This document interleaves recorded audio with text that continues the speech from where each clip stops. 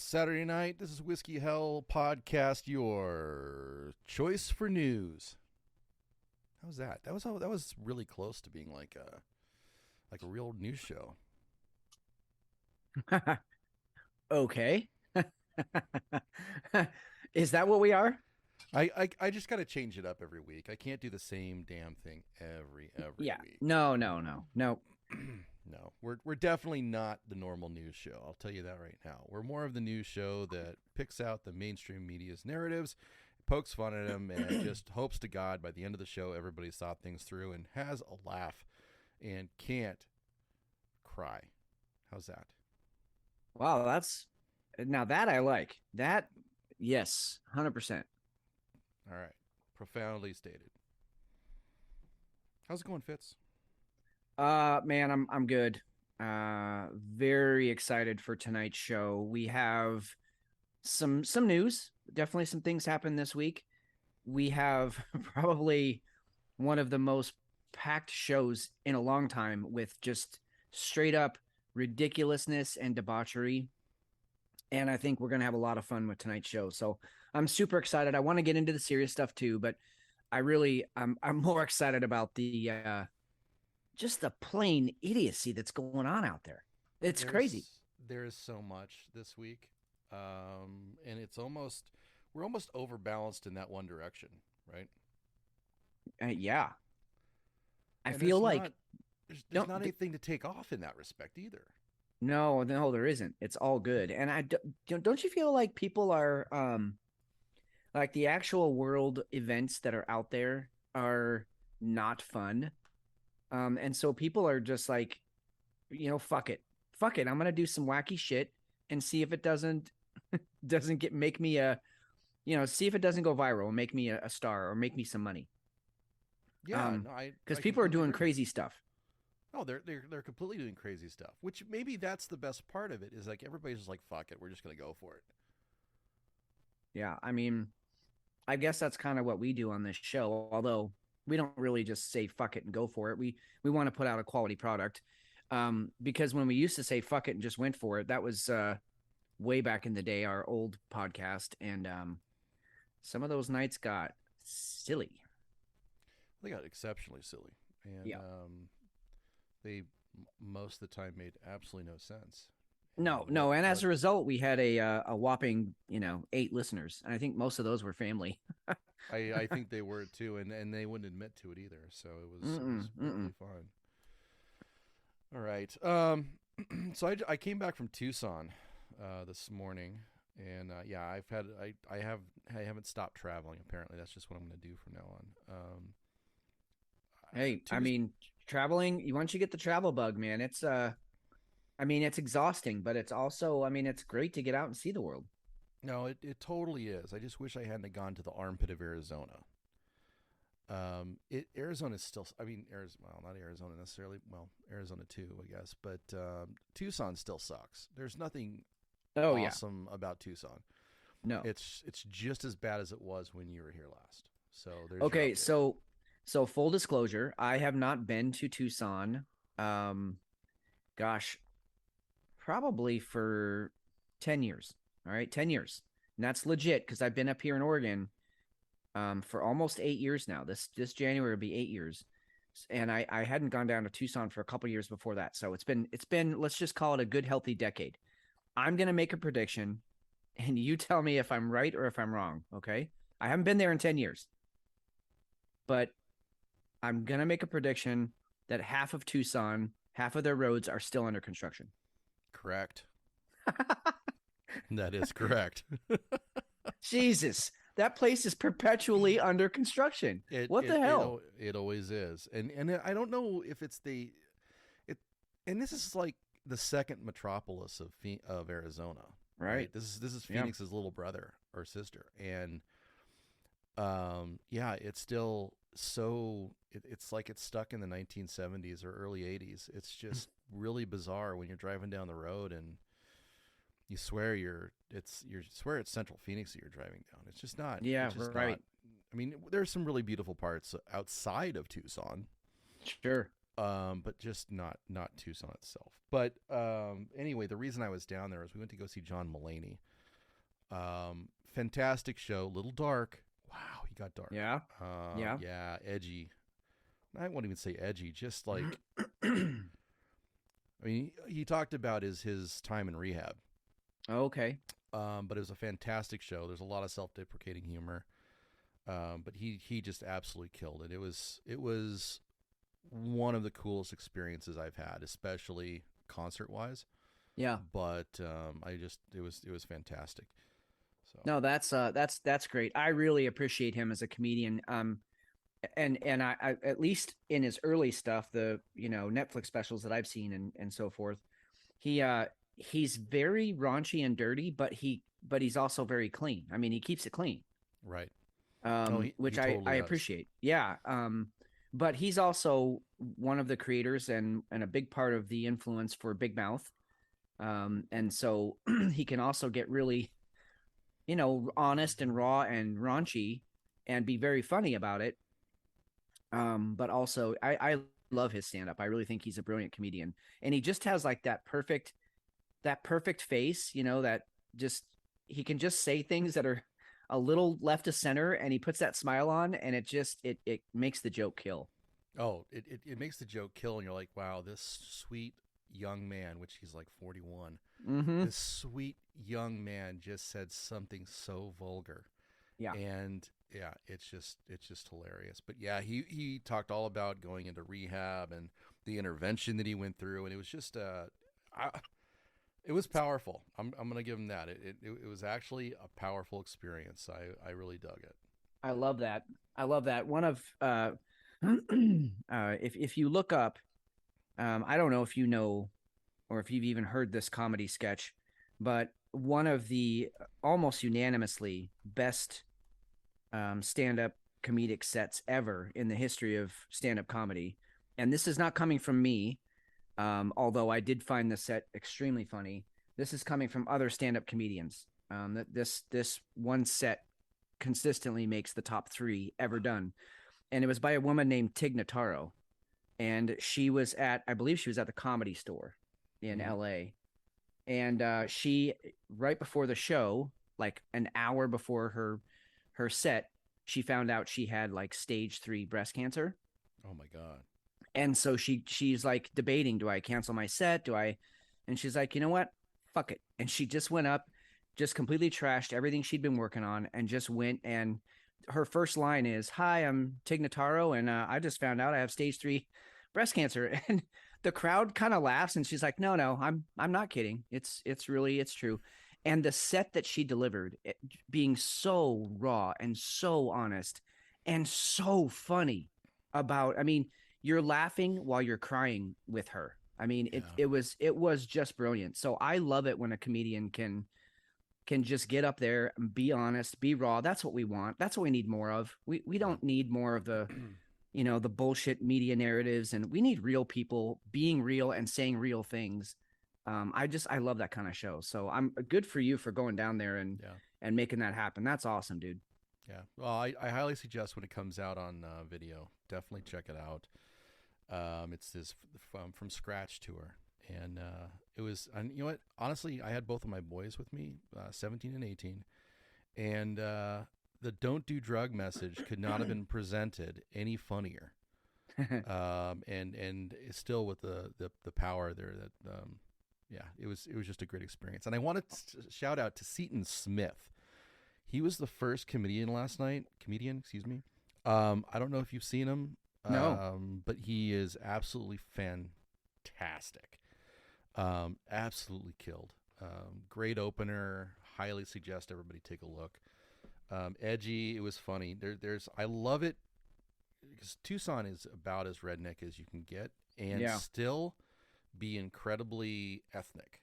Okay. Yes. So it's an incredibly diverse population. So the fact that they had a gun show down there this weekend and John Mulaney, it was just like the best, the absolute best of both worlds. And Seton Smith, look him up on YouTube. I think he's been on SNL a little bit, all over the place, but really, really funny cat. Just really good dude.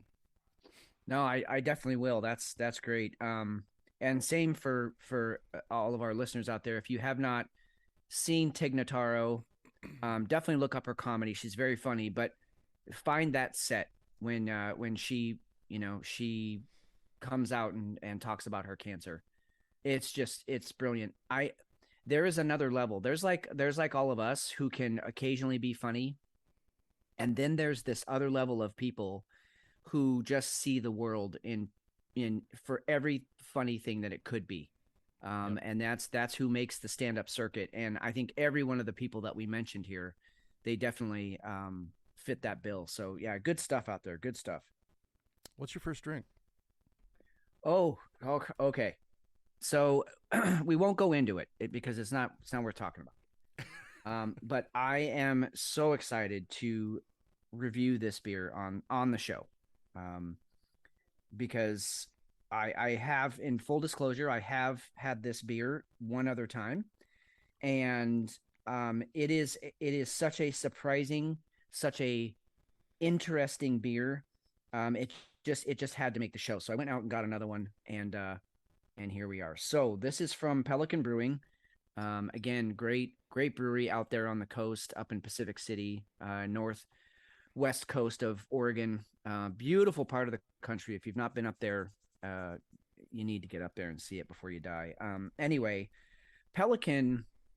When I first moved up here, they started out as just they had their 5 or 6 standbys, and and every once in a while they'd play with the seasonal, and that was about it. That's all you'd ever get from them. Well, Pelican is getting daring. I'll just say that they're getting daring, and they're trying some new stuff. They've had some new seasonals that were so good that they're just making those part of their staples now that just stick around all year. One of those is Raspberried at Sea, which I've reviewed on the show. Excellent beer. It's a summertime beer, but they're just brewing it all year round now because people love it. The Sea and Red is their red offering. They're offering that year round now. Um, so they're just doing some great stuff. But one of the things they've done is they have partnered with a distillery in County Cork, and this isn't why I love the beer, but it's just really cool that County Cork is where the Irish part of my family, that's where they left Ireland from, was County Cork. That's where they were farmers for a long time, hundreds of years. So near and dear to my heart. But they partnered with this distillery called Clonakilty, and they are having all of the Clonakilty whiskey barrels sent across the ocean to Pacific City to cask some of their beers in. And so this is one of those beers. This is Siren of the Sea. This is an amber ale. So it's not an imperial stout. It's not a porter.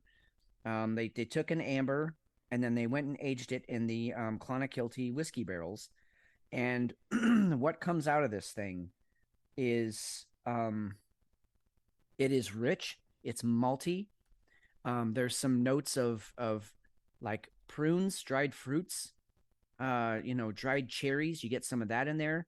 It's a little boozy, but the booze only complements everything that's going on. So I'm gonna take a sip here. Again, I've had this beer before, but it needed to make the show. Mm. Ambers are they're kind of the lost boy, lost little boy of beers because they're actually quite complex. They're malty, they're Yes. rich. You got caramels, you've got a little bit of hops. They're just really neat beers. But they don't. But people aren't drawn to them. There's nothing sexy about them for whatever reason. And I love the idea of barreling one. That's awesome. No, you couldn't be more right on that. Ambers really are, they're just easily overlooked. And so you do get some caramel in this from the actual amber itself. There's notes of vanilla. There's a woody, earthy tone to this beer. It is so complex, and I'm going to tell you, the beer I'm having right now will not be the beer that I'm having in about 20 minutes as it warms up. It just Nice. continues to just open up as it sits. So excellent beer. I'm My only regret is that most people outside of Oregon can't get a hold of this beer, and I'm really considering grabbing a couple extra bottles and shooting one your way and one Hefe's way, because it's that special of a beer that I feel like you need to try it. It's phenomenal. So I am a very happy young man over here. Well, let's say old man. Well, let's just call it what it is. I like it. Well, it's a fantastic sounding beer too. Luring beyond just sailors, siren of the sea, and chance beer lovers across the rugged coastlines. In a true tale of two seas, we continue our ongoing collection of Clonkilty Distillery in County Cork, Ireland, for the epic barrel-aged beauty. I'm sure they pay somebody really well to write up some of They this do. stuff, because They do. I I've met want her. those words in my mouth. Yeah. Have you? No. Oh yeah. Yeah. I've met her. She's beautiful. And she's a poet. Which there's no money in poetry. So this is what she does for a living. Yeah. And one of her husbands worked for Pelican, and that's how she got the gig. She's like, let me write this stuff for you. You guys are trying some new stuff. Let me write this. So yeah, no, I met her. She's a lovely, lovely woman. That's fantastic. All right. Yeah. So It's anyway, I'm happy. Well, it's not always the beer itself; it's sometimes the story behind the beer, and that makes it Agreed. that makes it even better. Yep. Agreed. 10.7%. You're starting off with a heavy.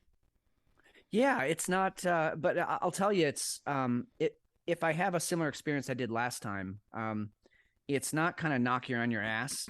10.7. It's just mellow out your mood.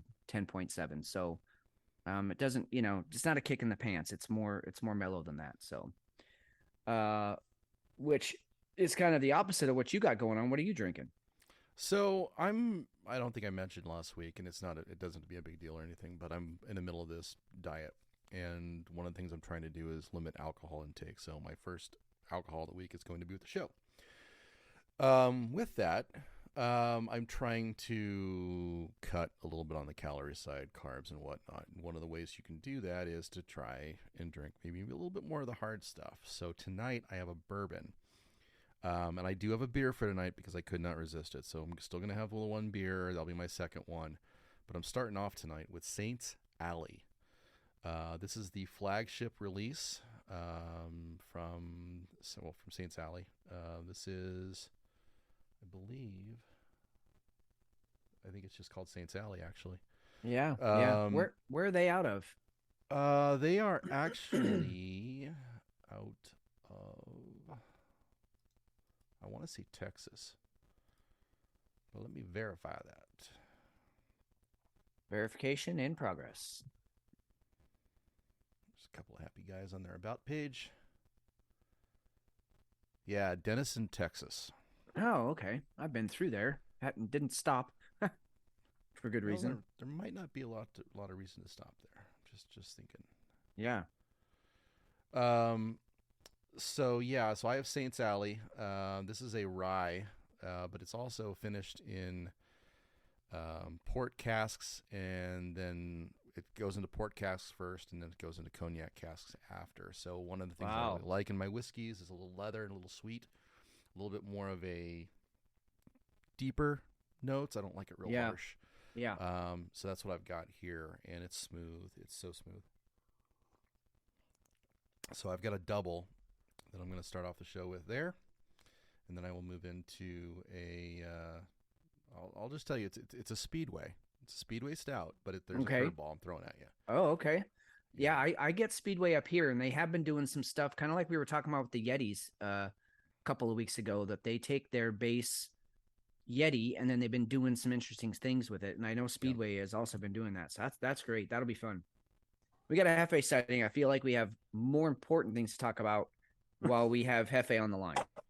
I think we totally do. Hefe, how's your night going? Slow. It's very slow. Slow, like slow and sexy, like at a good even pace, or slow like watching fucking paint dry? Yeah, the latter. Yeah. But I did deal to a couple of sweeties. Nice. Tell us. Slowly. Nice. Nice. Tatted up, busty. Mm. One of them had kind of low hangers, which is always nice. Well, I'm definitely with you on the tats, man. You know that's a weakness of mine. Yeah. I don't care if you're a big girl, small girl, tall girl, short girl. Used to be a girl. Well, I kind of draw the line there. I think I don't know. Who knows? I've had some nights. I'm not sure. But tattoos just do it for me. I'm an absolute sucker for them. Yeah. So, so Fitz, you have a very special review for us, I think, right?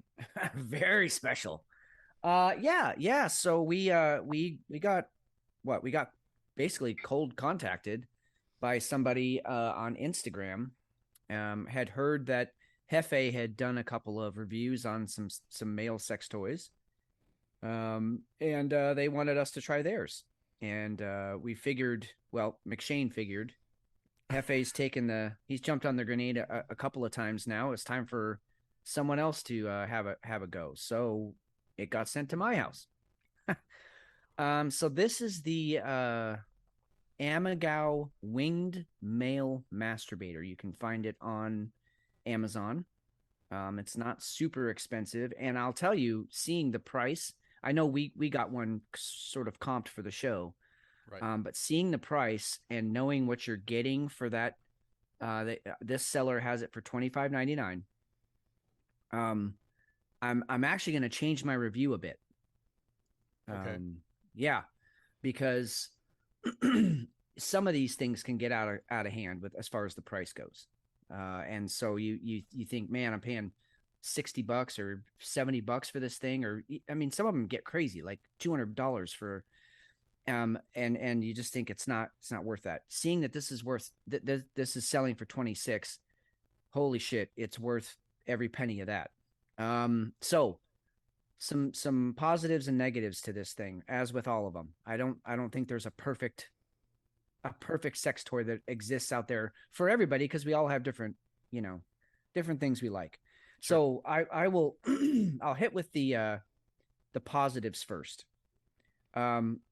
First thing, it has a heating function, and they recommend that about 10 to 15 minutes before you're gonna enjoy your time, you hold down the heating button, and it warms up.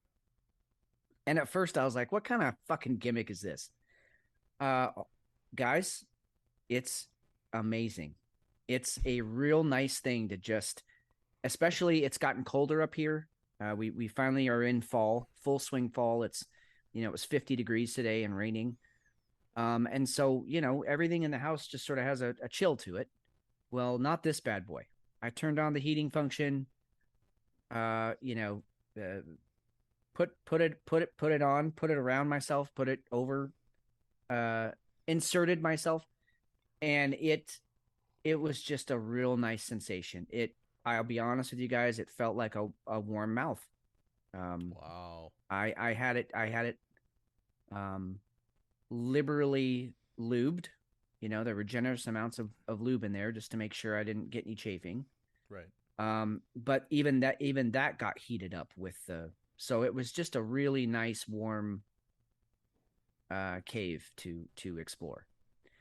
So that's a positive. The other thing is, the way they have this designed, it's wing tipped, and so I think for our listeners out there, you're gonna have to go to the website and check it out and see what I'm talking about. But what's cool about this is, I actually, my size was perfect for this thing, but if you were a smaller gentleman, you could wrap those wings around tighter and make it fit you. Or if you were a much larger gentleman, the wings expand and you could also make it work for you. So this is literally a one size fits all. I mean, I've not seen every penis out there, but let's just say one size fits 95% of what's out there. So I thought that was great. The different functions, I've only used it like I guess I'll be honest, I've used it 4 times. And so there's a lot. I'm sorry. What about the second night? Yeah, I'm not there yet. Hold on. This is night number 1. So there's a bunch of different settings on there as far as the vibration. And so I haven't gotten to all of them. There's a couple of them in there though that just do it, for me. And so that's another positive is that there's plenty of different functions out there. So if you don't like what one thing is doing, you can try a different one. And it's fairly easy while you're sort of in the middle of things to switch through the different functions. What sucks, and this is a downside to that, is it's linear. In other words, you can't just like type in I like number 5 and start there. You have to start at number 1 and work your way through the progressions, which, okay, fine. I mean, minor annoyance. But still the functions that I did try, and I tried a different one each time just to see, and they all do the job, and they all kind of do a different thing. So that's definitely a positive.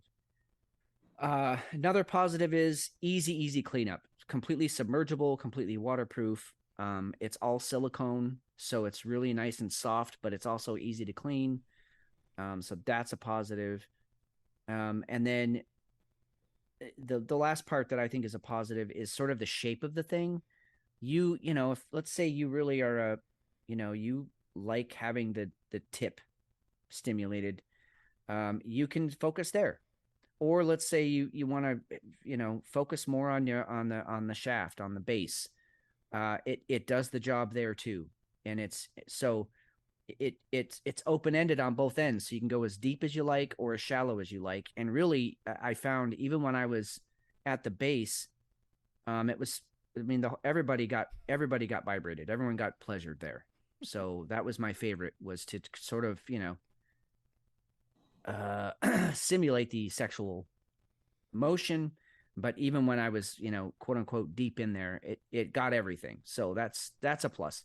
Also, the noise level it's very quiet. 50 decibels, they say, which doesn't mean anything to me. If you're like me, it doesn't. I got no place in my head for what's 50 decibels.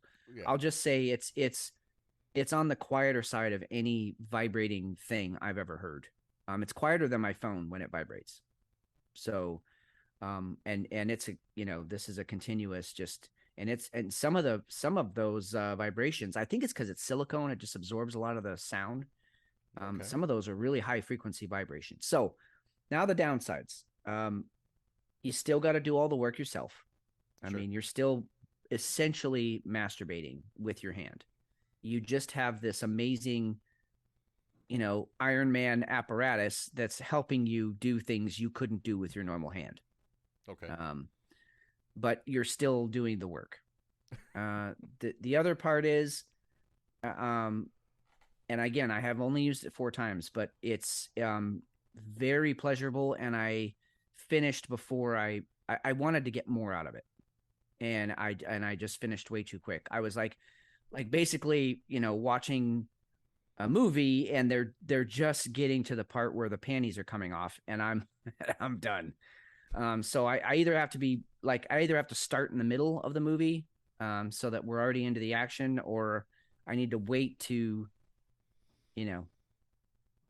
insert myself into the Amigal until I'm ready. Because think you may have an endurance type situation where you can actually train yourself to last longer. You can. Yes, you can. There is a setting for that. Again, I haven't explored that. But really? I will say, not yet. There's a setting for that? Yep. There is one, and it's they call it games, but there's one that it'll ramp up, and then it'll slow back down to almost nothing, and then it'll ramp up. So it edges you. It does. And I haven't gotten a chance to explore that, so we may have another review after I, can build up some endurance. But I was surprised how quickly this thing, did the job. So those are kind of there's just a rundown of the positives and negatives. Definitely more positives than negatives on this thing. I enjoy it. Easy to charge. It seems like the charge lasts a long time. I haven't had to recharge it yet. So that's cool. So, any questions from you guys? Hefe, go for Yes.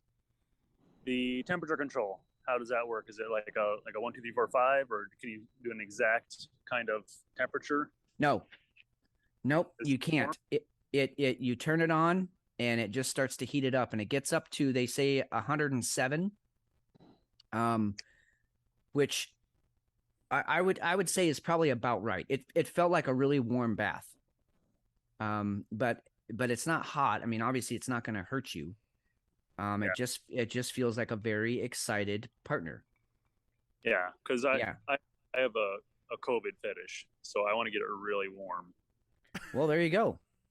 This will do it. This is, this, you may have just, we might have a new nickname for this thing. I mean, this thing is the COVID fucker. Nice. So it's silicone. It's ribbed on the inside. It has little speed bumps, one after another. You very easily can apply pressure. It looks like when you if you want to really choke it, you can totally do that. So it's open ended. So there's no like catch, right? So when you when the rocket goes out of the chute, you gotta have something for cleanup, right? I mean, that's got to be something like that. You some do. kind of scenario. You do. Yep. You gotta be ready for that. I will say that, you can feel yourself getting to that point, and so I kind of, I kind of pulled out a little, and just concentrated on the tip, on the head, and so a lot of my rocket fuel got captured inside of the tunnel here. But it is open ended, so it doesn't catch everything. And I have yet to try it in like a bathtub or a shower, because it's fully submersible. I mean, you can do pretty much anything with this thing. That's I guess another positive is it doesn't really have any limitations other than the fact that you're doing it yourself. Now, because I have a guy's mind, I did think about affixing some rubber bands to this thing and seeing if I couldn't get the tension right, the pressure right, so I wouldn't have to, worry about that part of it. So you didn't go that far though, or not put it yet. like lodge it into like a pillow or something so that you could. No. Okay. No, I haven't gotten to that stage yet. But I think those are all doable things. If you get the pressure just right, because I will say it's a lot at first. It's a lot to sort of manage. You're trying to get what speed you like, and you're trying to hold it in your hand. And yeah, it can be a little bit, but I'll tell you, by the third time I was using it, I'm like, well, this is just fun. Is this review brought to us by Buckwater? No. This was just a random person that just reached out, and said, here, try this one. I have not tried fuck water myself. I imagine this would probably be a lot of fun with fuck water. Yeah. What type of lubrication did you use with it? So I'm a all natural guy. I like all natural things, so I go with mineral oil. Okay. It's a really good, it's really good for your skin just in general. Guys and gals out there, if you are looking for something that's going to keep your skin real healthy and hold moisture in, it's good. But so that's what I used, and it was the friction was perfect. I'll just say that. That's fantastic. I got to get in. All right, man. All well, right, we'll FA. catch you next time. Thanks for hanging out for the review. All right. See you in 40. Later. Oh my gosh! So 5 stars. I'm thinking probably. I really, there's just not a lot of downside. I know other people are probably looking for other things. I've seen the ones that like attach to the wall, to the, a window or a shower or whatever, and then you can just go at it and not have to worry about doing anything with your hands. So this is not for you if that's what you're looking for. But as far as just from a pure, pleasure, sensual side of things, I'm very pleased, especially when I see the price point. Like, I just don't think you can go wrong. $25.99 on Amazon. Yeah. This looks like a gauntlet. It's like a cock gauntlet. Yeah. It's exactly like a bracer. Yeah. Yep. It's like a bracer. So like if somebody walked in the room, you could really quick just stick it on your wrist, and like nobody would know that you're using it. Yeah, and it's real flexible like that. I mean, it like I said, pretty much any size shaft you could make it work. That's fantastic. I think you may have the best toy so far. I will I'm on the next one. Yeah, at first I was just thinking, oh shit, this thing looks too simple. But I was proven that sometimes simple is better. It really is just great. I'm gonna highly recommend it out there to anybody who's in the market. All right. Now, one other downside I want to discuss quickly. Yep. This is and I don't know, I haven't broached this subject yet with my wife, but it seems like this is much more of a solo deal. I don't see how a partner would get much pleasure out of this, because you're completely wrapped up in this thing. There's nowhere really for her to be on it or around it to get anything from it, unless I guess it could just sit on some sensitive areas for her while you were doing your thing. But it just seems like much more of a solo toy. I'll just say that. I think so too. I think that's probably a really good call. So you need a toy for her where she's using it, or you're using it with her and she's using yours, and you guys are just like going back. It's like tech night at Fitz's house, and you guys are just going to town with just some tech. Yeah. Oh, and it's like a battle, right? It's a battle. Oh, you're gonna up my vibration. Oh, okay. Here, I'm gonna up yours. Oh, you're gonna turn the heat on. Yeah. I'm gonna turn your heat. Yeah, that could be a lot of fun. Yep. See, and you've got toys that you can actually do that with. I talked about the Love Sense thing from like 2 months ago when I was in Turks. Right. You can have one of those toys and be controlling it for somebody else, even in the same room, and they could be controlling yours, and you're just sitting there torturing each other by just running the toy, just going crazy with it, and have a little tech fest. Just call it that. All right. Yep. Well, that's a great review, Fitz. I'm thank you for doing that. Thank you. Yeah. No, believe me, it was my pleasure. So anybody who's listening out there, if you want us to try the toys, reach out to us at whiskey_hell, or on Instagram, whiskeyhellpod on Instagram. That seems to be the way of the world here. We're getting more of those on Instagram than we are anything. So we'll keep doing it. What the hell? It's fun. We're not out any money, so right. And I will say, I mean, even though this one was cheap, I really appreciate someone just sort of comping us that and sending it for free, because I probably, not because of the price point, but just because I wouldn't think I would need it or want it or like it. I probably wouldn't have purchased this for myself, but now that I have it, I'm going to enjoy it to its fullest. That's fantastic. Yeah. Maybe it's your gateway toy, and you don't know what else you. Yeah, you know what? Maybe. Shit, I'm not getting any younger. That's right.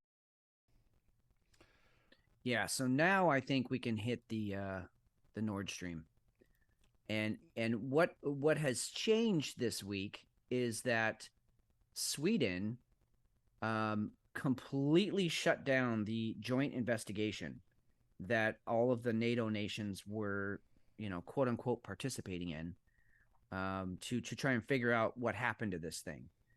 And man, what's terrible about that is that because Sweden is shutting it down, or a NATO member is shutting it down, that pretty much means it was a NATO member who did it.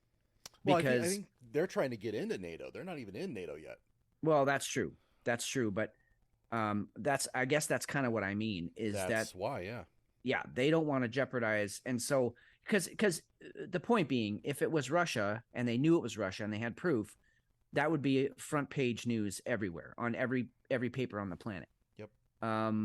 But the fact that they're like, we don't want to know who did this because it's too sensitive for quote unquote national security or global security. Pretty much basically what you're saying is the United States did it, and you know it. Well, and even if it wasn't the United States, it was a West neighbor, right? It Right. could have been somebody from the West. It is really weird that they would shut it down when Denmark and Germany were also working on it. So that is very, very odd. I mean, it could have been anybody that actually ended up doing it, but it is really strange. But Sweden went ahead and they pulled back and said, "No, we're not going to cooperate anymore." I don't see. I think we talked about this earlier. The EU looks like it's about ready to fall apart. Oh, it is. Absolutely. NATO doesn't look real strong. I know Finland's trying to get into it. Sweden's trying to get into it. I'm not sure who is trying to get out at this point. France pulled out of a huge power or energy declaration it was a deal. It was an energy deal. They pulled out of that this morning. Marcon did that, and it's just there's so much going on. That's Europe's about to get shaken up. Well, I mean, you got the UK, and they went through Brexit. We all know that they went through Brexit, and basically, for those of you who aren't, don't follow world events, because good on you. I wish I didn't. But Brexit was Britain leaving the EU because they were floating. They and Germany were floating the whole EU as far as their economies was keeping everybody else afloat. And they were like, fuck this. We can make more money on our own. So they went through Brexit, which went horribly. It was an absolute disaster. And so Boris Johnson steps down and for a lot of reasons, but mostly because Brexit was such a disaster. So he steps down. Liz Truss steps in. 44 days later, she's now stepping back down. She's gone because she can't right the ship. And now their only options right now, they're actually, get this, they're actually floating the idea of having Boris Johnson come back. They've got Senek, who was one of his right hands, it was I think he was trying to say treasury or something like that. And then then they also have him. They're trying. The people of Britain or the UK are trying to get open elections for it, right? So that it's not going to run along party lines. So it's absurdity. And so my point was, so the UK pulls out of the EU. Don't kid yourself. The EU still goes as Britain goes, and Britain's economy, the bottom has fallen out. They are crashing. The bank is doing an emergency buyout of all the bonds that they can, just to try and save what's left of their economy. But basically, it's a done deal for them. They're going down. So the EU is not part of Britain, or Britain's not part of the EU, but it doesn't matter. Britain's economy is so important and so big. The whole EU is going down. Like you said, NATO is falling apart. And I can't help but look at Putin, and okay, we can all agree he's a psychopath. He's crazy. He's got some screws loose, but he's sitting back there. He's got to be drinking some vodka tonight and laughing, because he's just gotta. All he has to do is sit back and just let it go. That's it. All he has to do is just watch us fucking decimate ourselves. It is a war of attrition. Yep. And he's winning, and it's been real quiet. You haven't heard anything in the Western media about it, but Russia has started their offensive back into parts of the Ukraine, and as they go, they're cutting the power. And remember, the narrative is that Ukraine pushed back Russia, and Ukraine was winning, and now they're not, not even close. They're getting decimated, and you don't hear anything about it. And he's just sitting back there, sipping on vodka and juice, and thinking about what he's going to do next in Ukraine. So I don't know. It's all fucked. But the fact that Sweden said, we don't want to we don't want to pursue this investigation anymore on Nord Stream. It just says so much. And I everything that McShane and I just talked about, that's just scratching the surface. There's a lot that's going on right now behind the scenes. No, there totally is. I do think a lot of it probably has to do with Sweden trying to get into NATO. They'll take one for the team. No, we're done. We're not gonna. We can't talk about any of this now because it's all national security. If you look at the pictures from this thing, the pipeline's actually encased in concrete. It's blast hardened concrete. The pictures are amazing. I mean, this thing got blown the fuck up, and we're talking 50 meters. Yeah, Okay? 50-meter hole. Yeah. So this was not this. It was obvious it was sabotage. There's nothing else that could have been done here. I'm sorry. I'm sorry. It's 80 meters below the surface, and 50 meters was the actual. Yeah, that was the size of the hole, or that's how much of the gas line is missing. I love that line there. At least 50 meters of the gas line appears to be missing after the explosion, which measured a 2.3 on the Richter scale. The Richter scale measures earthquakes. That's how big the explosion was. Don't tell me it was accidental. Don't tell me it wasn't, a major military operation. And there's not many explosives that will do that kind of damage 80 meters under seawater. You have to have you can't just sink dynamite down there. Once dynamite gets inundated with seawater, it don't blow anymore. So you have to have a very highly specialized substance like C4, for instance, that will actually still ignite when you have that much water pressure all around you. It wasn't just, someone throwing an old World War II depth charge down there. This thing was deliberately taken out. And, again, like we talked about a couple of weeks ago, you just have to look at who gains from that. It certainly wasn't Russia. No. In fact, I think it takes away like we talked about, I think it takes away their leverage. So. Yep. California. Gavin Newsom. Hey, you guys in California, you're still in an actual state of emergency, and you will be through February next year, by the way. Just to let you know. Why? We can't figure it out, but you're in a state of emergency. How does this happen? How are we even doing this? Dude, usually I have a lot of words. I don't have any words for this. I mean, other than the fact that I am heading to California again in the middle of November for a workshop with my Sifu, my martial arts master. And, everybody's still wearing masks down there. We have to wear masks all weekend while we're doing martial arts stuff, which is extremely hot and very intrusive. And it sucks. And so how can you plan when the emergency is going to be over, Gavin? Emergencies don't work like that. Emergencies are supposed to be things that just like pop up and you go, oh shit, it's emergency. I need help. Not, hey, we're going to have this emergency from let's just call it March of 2020 to February of 2023. How about that? Sound good? That's an emergency. No, that's a planned fucking thing. And I don't know. I don't know what you have to gain by putting a date on something like that. Well, so it looks to me anyway, and I think we kind of brushed on this a few months ago when we were talking about some of the different things that the California governor and New York governor was doing. We're in the middle of an election. He's not going to let it go. He's not going to let everybody do what they want to do now. You're going to wait until next year when he's out of office on hopefully January 1st and somebody else comes in, if he loses, hopefully. That state of emergency is going to continue on. That's the only thing I can think of.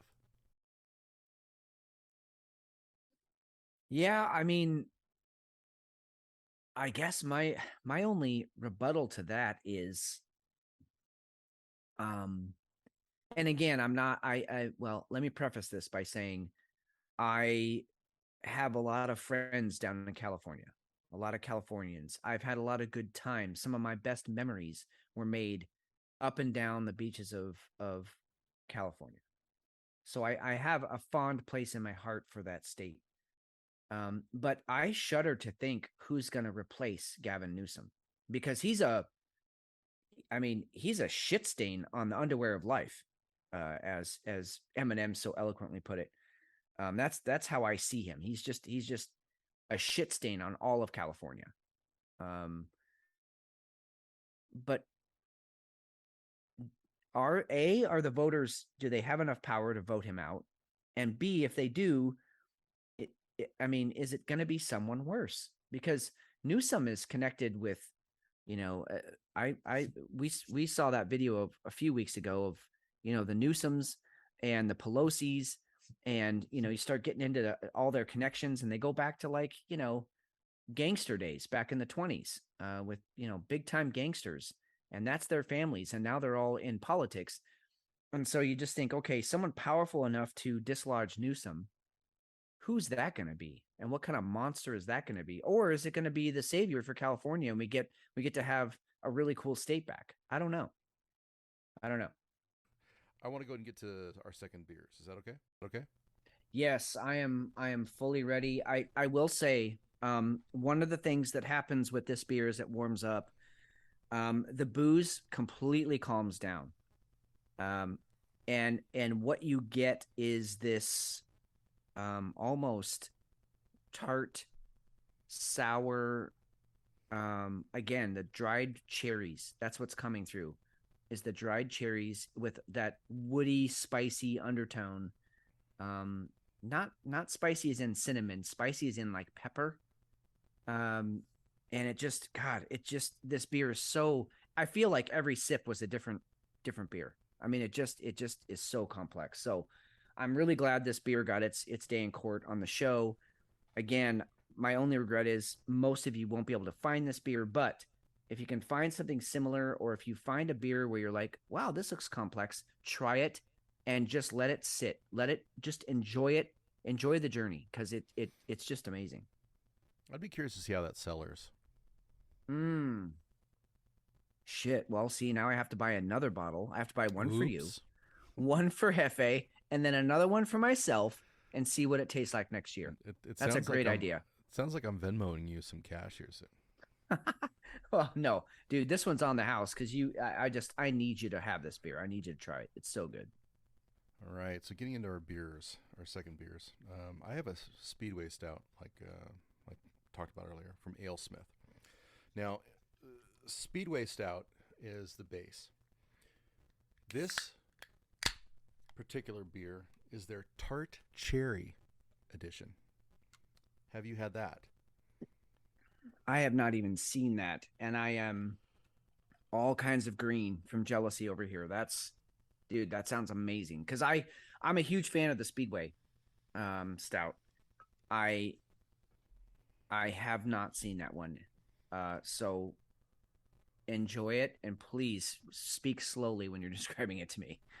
So this is a 12%er, Speedway Stout Tart Cherry Edition. With this iteration of our signature Imperial Stout, we used an ample amount of tart cherries, vanilla, and artisanal roasted coffee. The tartness of the cherries and the lusciousness of the vanilla balance the roasted complexity of the beer, creating the perfect blend of delectable flavors. Cheers. And I should pair it with creamy cheeses. Hey-oh. That's what she said. Whoa. Medicine-y. Oh, like Robitussin? No. Yeah. Oh, NyQuil, red NyQuil. Oh, no. They killed it? Yeah. Not in a good way? No. Oh, this is bad. This is bad. This is so bad. Shit. Oh, man. I'm disappointed for you. Shit. Oh, no. This is going to be painful. I waited all week for one beer. Oh, my God. Oh, that's so bad. All right. So let this be a lesson to all of our listeners. Sometimes when you you think you're going to get an amazing thing. Oh, Life finds a way to disappoint you. I just got railed. Oh, shit. Fuck me. Oh, this is so bad. So, you ever have a taste that is so untoward that it makes one eyeball throb? Oh, yeah. And you have to like squint with that one eye. Yeah. Oh my God, that's what I've got here. And you know what it is? Honestly, the flavor that I get is not necessarily the cherry, but it's the peel. It's like the outer piece. Oh, of yeah, part the of cherry. skin. The Yeah. skin of the cherry. That's what I'm Yep. getting from this. I almost want to say this is a bad beer. Mm, Oh my God, this That's is a just shame. so that's a shame. fucking AleSmith. You sons of bitches. Come on. Oh God. Yeah, All right, do better. Yeah, do better. Who Do decided better. this was a good idea? What do you have over there? Okay, so I went with a new brewery that I've never heard of before. Okay. They are here in Oregon, up in Newburgh, and which I've passed through, but it's kind of one of those towns that you don't stop there because there's nothing there to stop for. And if you have to stop for, it's because your car broke down. Okay. But this is a Wolves People farmhouse and brewery. So Wolves People is the name of the brewery, and this particular beer is called Nut Farm. So this is a robust porter with hazelnuts and cacao nibs. So, how could I pass that up? Because hazelnuts are a huge thing out here in Oregon. We have several. Um, you call those orchards? I think orchards are only for citrus, right? Anyway, we have tons of hazelnut farms out here, Yeah. and out here they're called filberts. Yeah. Okay. Yeah, so there's tons of filbert farms everywhere. I mean, you drive up and down I-5, you can see them, and then especially when you get out into Eastern Oregon, they like this climate a lot. So they took some of these hazelnuts and some chocolate cacao nibs and threw them in a beer. So this is a weaker beer than I started out with. This is only a 6.2. What I like about it is the IBUs are real low. It's only a 32, Okay. 32 IBUs, so it's going to be a nice smooth beer, I'm assuming. More malty than anything, probably. Yeah, more malty and you're going to get that malty porter flavor to it. So let's see what we got. Mm. Okay. All right. A hazelnut just nutted in my mouth is what happened there. There's the review we were looking for. Yeah, All that's right. no, Yes. I've got all kinds of nutty semen going on here. Great balance. Good job. Wolves People. And creepy name. I'm sorry, but does that mean you were raised by wolves, or does that mean that you're crossbred with wolves, like werewolves, or what? No, this is wow, really nice beer. This is a so last week I had that beer that was kind of just a blueberry party in my mouth. This Right. is kind of the opposite. This is a bunch of hazelnuts got around and they smoked some chocolate flavored marijuana. And so they're all just like chilling out in the back of my mouth, and they're having major discussions about astrophysics and aliens and whether or not there's a fucking, dark web and a deep state. Like that's what they're doing in the back of my mouth. And I'm kind of there with them. I kind of just want to chill out with this beer. It's an easy drinker, kind of one of those beers, just almost dangerous, because you could have 5 or 6 of these and get really fucked up but not even realize it, because it's so smooth. Very well done. Nice job. I'm now a fan of Wolves People. Let's have more of that. That's Nut Farm from Wolves Yep. People Farmhouse. It's a nice site too. The site was really cool. So you guys can go check that out. It's wolvesandpeople.com and just take a look at it. Yeah, Really you're neat. right. It is Wolves and People. You're right. See, that little beer garden there, it looks like a simple thing, But those are the kinds of places where you go and you have like major memory in your life happens under those little fucking tents. Because it looks like you're like out in it. Look at that. It's an old farmhouse. That's great. Yeah, and Newburgh's just southwest of Portland. And it's definitely a farming community. But they kind of have some of the weird Portland vibes creeping in because they're close enough. They're probably 45 minutes from Portland. And so, like I said, I've been through there. And maybe I need to stop next time. Maybe I need to stop. I think it's worth it. I mean, that's some place that you'd go on the way out to the coast, right? Yeah, I mean, you could definitely if you took I-5 North. There's a couple of freeways that run. I think it's the 47 that would run right through Newburgh and then out to Pacific City. So we could stop here, have some really good beer, and then head out to Pacific City and chill out with Pelican, which is a nice kind of way to wrap everything together with my 2 beers tonight. Yeah, this is this is a good beer. It's very solid. They did their homework on this one. All right. Excellent. I like it. We got a Hefe sighting. Just in time for Hefe. Just in time. So what's the pace now? Are we still watching paint dry, or have we upped it to a snail race? I'll go snail race. That sounds fun. Hey, you guys remember the racing snail from Never Ending Story? Yeah. Those things could cook, man. Yeah. Need one of those. Never Ending Story, and then wasn't there also another racing movie? There were snails that would race. It was a cartoon. Oh, I was gonna say Days of Thunder, but you're thinking differently. Yeah. Hefe, I've got some really good information for you tonight. Okay. All right, so we have from Bro Bible, we have women. What's the least attractive quality in a man that they usually think is attractive? So we think one thing's attractive, but women really think we're a bunch of idiots. Okay. Oh shit! I'm gonna hit every one of these. I bet. Being weird about things they deem are girly. I have a Blu-ray DVD collection with hundreds of movies. I had a guy check it out for a split second and say, "Oh, you have girl movies." Yeah, I actually don't do that. I don't care what kind of movies a girl has. Although, I will say if a girl has like, for instance, my wife, when I met her, she had movies like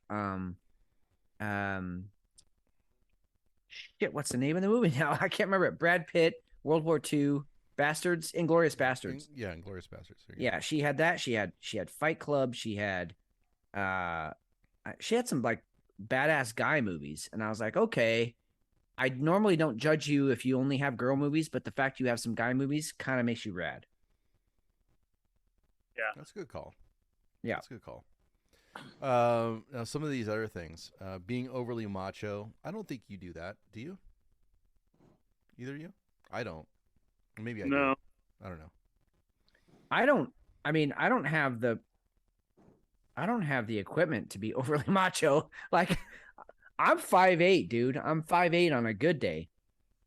And I weigh 165 pounds, and I'm proud to say about 100 pounds of that is muscle. So, but I can't be macho. I can't be walking around. There's dudes out there that are 6'8" and 240 and it's all muscle. And I don't, I mean, so no, I'm not macho at all.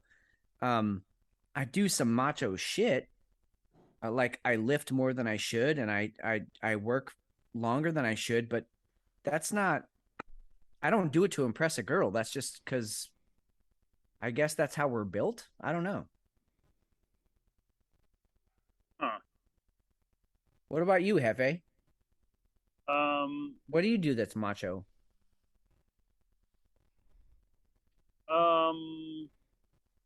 I will say this. I'll say one thing that both of you do that's really macho that I can't do what the two of you do.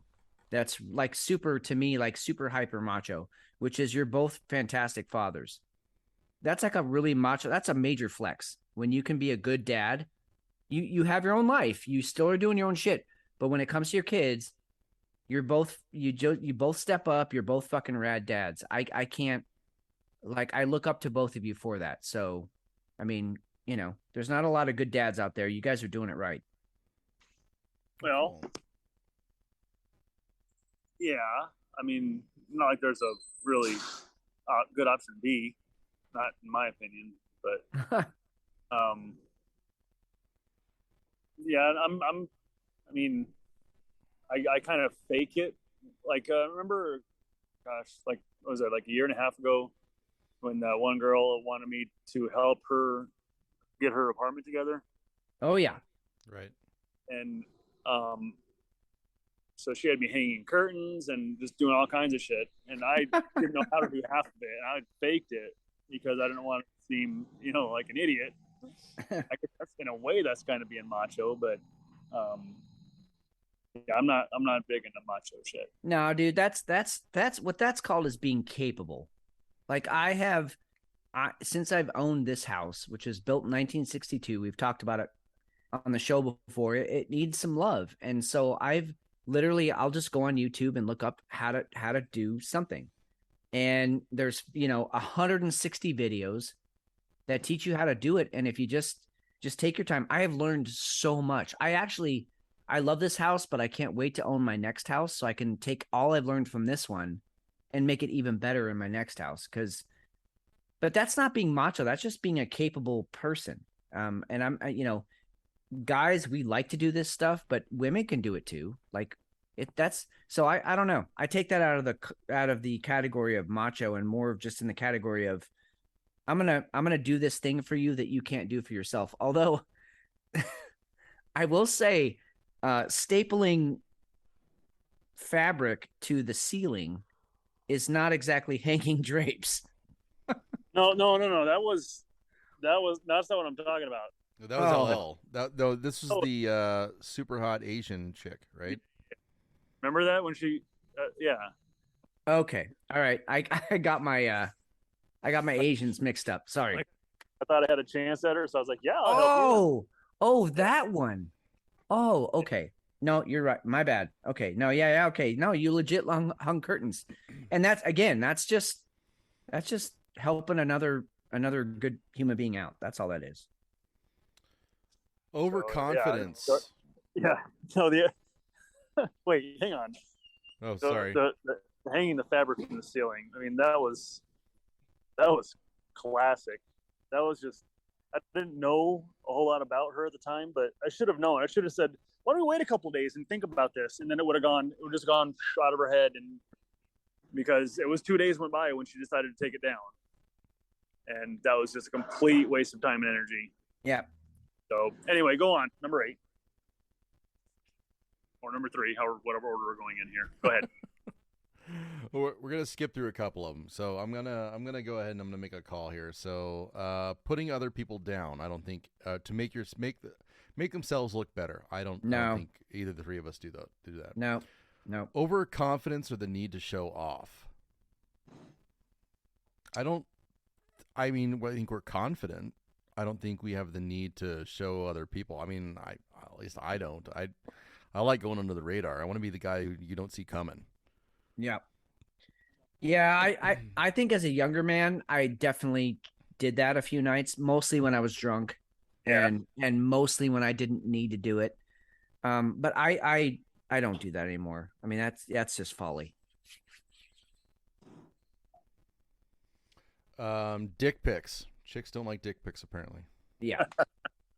No, yeah, of course. You wait till they ask for them. I mean, if they really want them, of course, I'm gonna oblige. But to just send an unsolicited, see, the problem guys make, the mistake they make, is that we think that they think like we think. Right. That's not, and because they don't. No, You're they right. don't. They absolutely don't. Unsolicited, TNA pics, I'm all about it. Like, thank you. You just made my day. That is not the way that they think, and that's okay. I'm in full support of that. I'm not sure I would want unsolicited genital pics if, women's genitals were as ugly as ours are. Well, I agree. But there are girls out there that get off on that. Like they actually do like a dick pic. Now Sure. it's now like a girl you just met or someone that you flirt with often, whatever the case is. Most of them, I agree. It's like what the hell, But there's got to be some out there that really do like to see what you're dealing with, what you're bringing to the table, and but it's Russian roulette really, because most of the time you're barking up the wrong tree. There's Just nothing worse than offering or sending that and not giving a response back. Oh yeah. Yeah, because then you immediately fall within yourself and you're like, fuck, was it too small? Was it a bad angle? Maybe I should have choked up on it more. Like, yeah, no, that's a good call. That's a bad feeling. Maybe I should have used a filter off of maybe put some googly eyes on it. A wig. I don't know. Oh, dude, this is just between us, which once you publish this episode, it's not going to be between us anymore, but it's okay. I'm cool with it now. I have actually set up photography lighting. like with the umbrellas and everything. Not. Yes, I did. Absolutely. When I had my single, whatever it was, 10, 11 months after I broke up with my ex and before I met my current, I set up, I went on Amazon and I bought photography umbrellas and lighting for the, in my head, I was like, I'm going to take the perfect dick pic and send it to whoever wants it. The sad thing is I never got a request, not one. So I spent, I don't know, I'm going to say on the conservative end, I'm going to say I spent 3 hours setting that up. Wow. And watching a lot of porn to get like the maximum amount of hard. Dude, and then no one ever wanted it. That effort is amazing. Dude, I was so into it. I was like, there's dick pics and then there's my dick pic. I'm gonna make this amazing. And yeah, it was a glamour shot. That's what it was. Yeah, with a lot of hairspray. I had the pubes all poofed out, blow dry, and yeah, they were blown out. I had a little bit of Jerry curl in there. Yeah, nice jean jacket around it. It's good. Oh yeah. No. I mean, it was, I had the oil, so you show off all the veins and stuff, but pop in the collar. No takers on that one. So it was their loss. You said it, man. That's how I feel. Thank you. I just appreciate the effort. I'm sorry somebody didn't take you up on that. Dude, I'm an all or nothing man. Is there any chance that you still have the photo equipment? I don't. Thinking... I was just thinking that, but no, I don't think I do. Cloud? No, I mean, I think I was operating off like an iPhone, I don't know, maybe 3 or 5 or something at that point. And there was a point at which it wasn't on that switch, but I switched at one point and I lost everything from that date back. Oh, I mean, so I literally don't have any pictures of my old dogs. Dempsey and Anna are gone for me. I don't have any pictures of them. I don't have any pictures of my ex or her family or anything that any pictures of you guys before that time. I don't have anything. It's all gone. So, and that was in there. So you've got your BC and 80 whole lifespan there. Exactly. Yeah, we should have like a Vegas trip, take a bunch of pictures so you have something in your library there with all of us. At this point, wait, hold on. Are you talking about pictures of us or you're talking about or our dicks? Yeah. Dick pics. Go to this. Is there a difference? Well, because I mean, the photography equipment is pretty cheap nowadays. I mean, I spent several $100s on this when I did it. Oh, I my wasn't God. talking about the dick pic. I was just Okay. talking about. No, I mean I have just- pictures of us. I just don't have anything circa what 2012 probably 2013. Yeah. So See, and I'm thinking we need to do like a Warhol exhibit. We go to the like we get it. We get you do the photo shoot, all black and whites. I did some black and whites. Some a nice sepia color in there. Real moody shit. Shit. Yeah, avant garde is it? Yeah. Dick. Okay, avant garde dick pics. That's. Oh my god. What the fuck is wrong with me? Thank you for sharing that. Well, this is a very safe space. So I did not see this coming. I didn't know you were gonna. So what else do we do that women find unattractive that we think is attractive? Overly confident. That's a big one. Mistaking confidence or arrogance for confidence. Oh yeah. That's another one. See if I get back to it. A lot of guys, dick pics. We already talked about that. There's a very specific type of gym bro who may be conventionally attractive and buff, but they have no personality whatsoever. Yeah, I could see that. That's usually yeah. that's like douchebag, and we can't stand them. Yeah, no, I've met those guys, and they're like completely one dimensional. If you get anything outside of working out or fitness or nutrition, they have nothing to say about anything. They have no idea. Yep. Being overly aggressive with other people. That was like the number one. I have had my moments, but usually it was because I was in a terrible place. It's not like my MO or anything. No. So no. I won't cop to that except for maybe occasionally being. No, I think we've all person. done that, but definitely in our younger years. I mean, not since I was 32 have I done anything like that. I love a quote from my Sifu. He's like, you don't walk around telling everybody that you're number one. You just don't let anyone tell you you're number two. And I'm like, that's a great way to live life right there. Yeah. Yeah. I gotta go. All right, man. Hey, I'll be back in 40. I'll be back in 40 if you guys are still on. Okay, Perfect. cool. All yep. Right. No, and I think that's a really good mantra to have. I mean, I'm never going to be number two, but I don't have to show you I'm number one because I'm confident I'm number one, right? Exactly. And I'm comfortable with somebody else wanting to parade around and be number one if they want. That's totally fine too, as long as I'm not being, don't slight me, don't disrespect me, and stuff like that. And we're totally good. You want to be a peacock?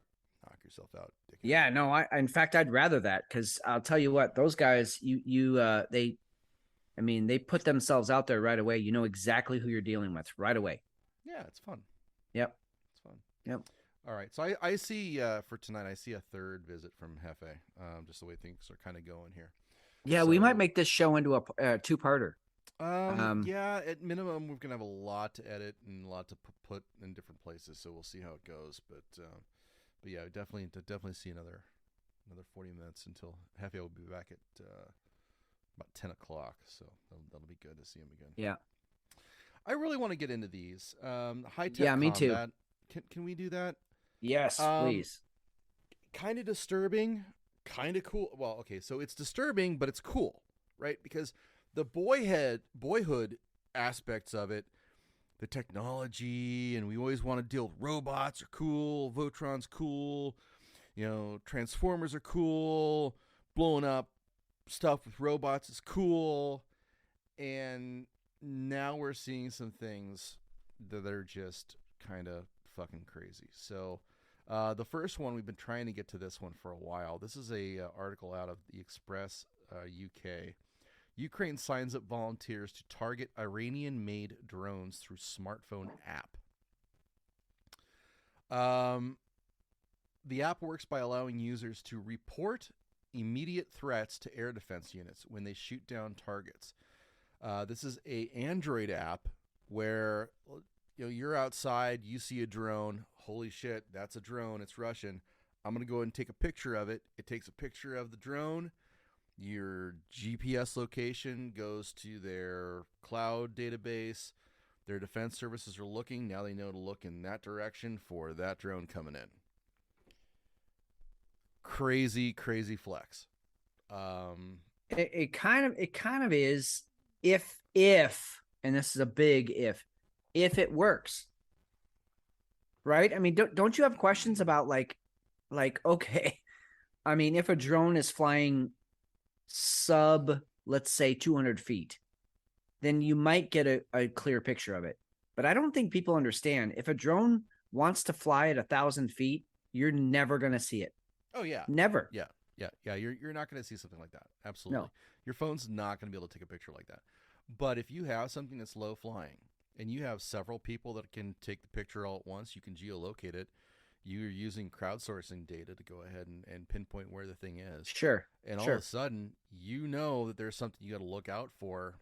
Throw up your own killer drone. Just, put your missile batteries in that direction. Whatever you got to do, you know where it's coming from. So on the one hand, I think it's an elegant, simple device to use. And you're just using smartphone technology and 5G cell towers, 4G, maybe 3G. And I don't know. I think most of it's 5G even over in Ukraine right now. But you're using your technology in an incredibly smart way. It's just scary when you're using something that's something so, we're talking about crowdsourcing. If I took somebody, make a phone app, right, that is going to take a picture of a suspect or somebody at a club. Okay, everybody's got this app. Everybody takes a picture of this one guy. This guy is now the most wanted, and it's went to the police database, and that's scary stuff for me. You could have somebody's out with their 5 buddies and go, oh, that guy, that's the guy who's getting arrested tonight. Click, click, click, click, click. He's doing whatever. Now he's the suspect number 1. Yeah. Yep. Yeah. That's where my mind goes with this stuff, and that's kind of scary to me. Yeah, me too. On the one hand, I guess I agree with you. I think it's a low risk, low cost way that you could actually crowdsource, intel. I mean, you're getting reconnoiter from everyday citizens down on the street, who are, I mean, we make a lot of we have a lot of comments and we make a lot of fun of people and how unaware they are, but generally the everyday average person in public is pretty aware of what's going on. Now, what they choose to report and not report, that's another thing. I think we mistake sometimes non-reporting for just not noticing. And really they noticed, they just didn't want to make a stink about it because that means there's going to be some kind of backlash on them. But if they can keep this kind of thing either completely anonymous or at least completely anonymous to anybody who would harm them, Russians or whatever, then I mean, there's really no downside to it, because even if you get a bunch of false reports, well, okay, at least you it's working.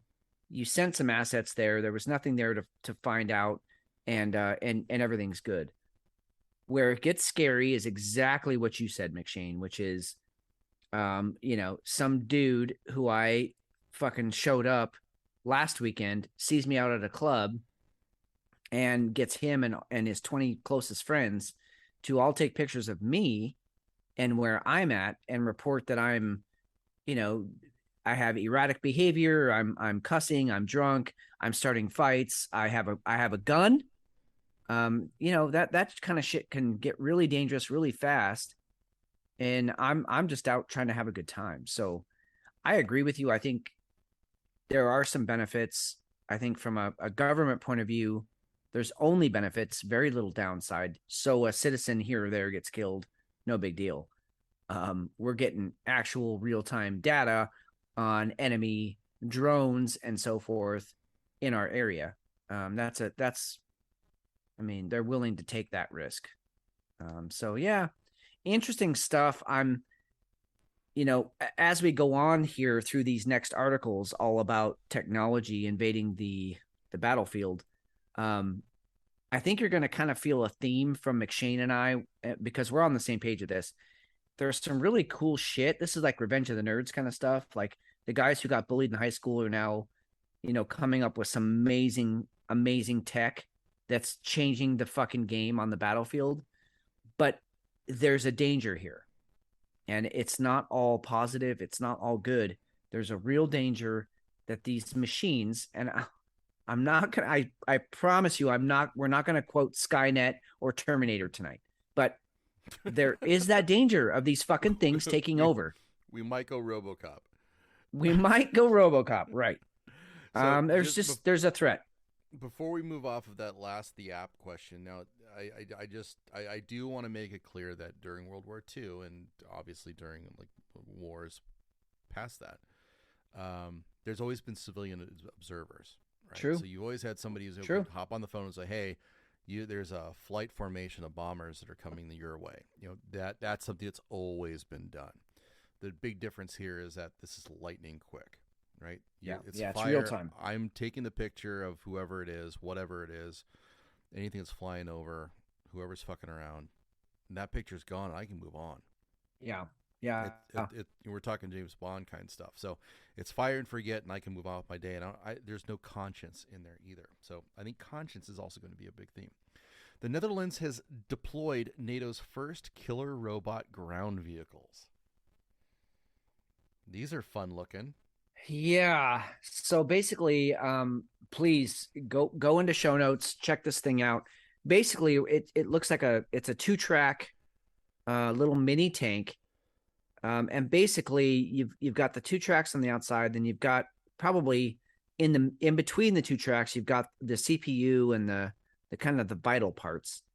And then up on top of this thing is a fucking 50 cal serious damage, fully automatic, rifle. And a machine gun. I mean, that's what I'm saying. It's fully automatic. It's a machine gun. It's a rifle.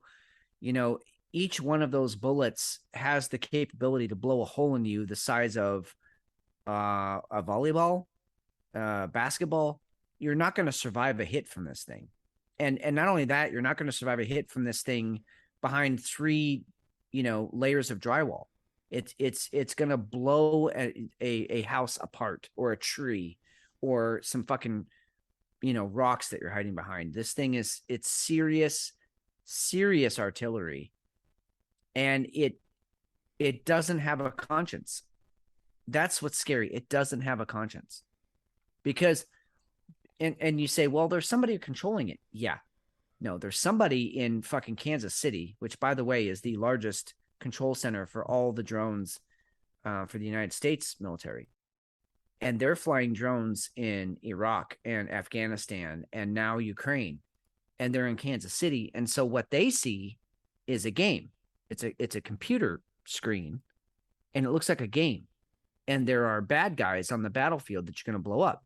McShane, you and I played a lot of first-person shooters. Sure, we played all the Black Ops, Battlefield, all of that.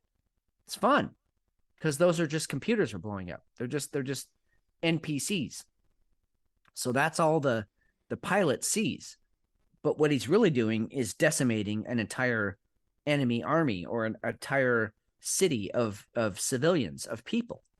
And that's what's really scary about this. And that's not really. I mean. The big difference is that this is a drone on the ground, right? We've had drones in the air, and Nevada, Kansas City, they're controlling the drones, and they're taking out actual people, civilians, bad guys. They're doing all that stuff too. So I mean, this I guess it's not super new in the respect of that we've already been doing this with aerial drones. It's the fact that you have this new ground tank that is unmanned and can go into areas where normally, a foot soldier would have to go. Yeah. Somebody would have to set up a machine gun nest to be this thing. This is a mobile machine gun nest. It's armored. Yeah. That's a good way to put it.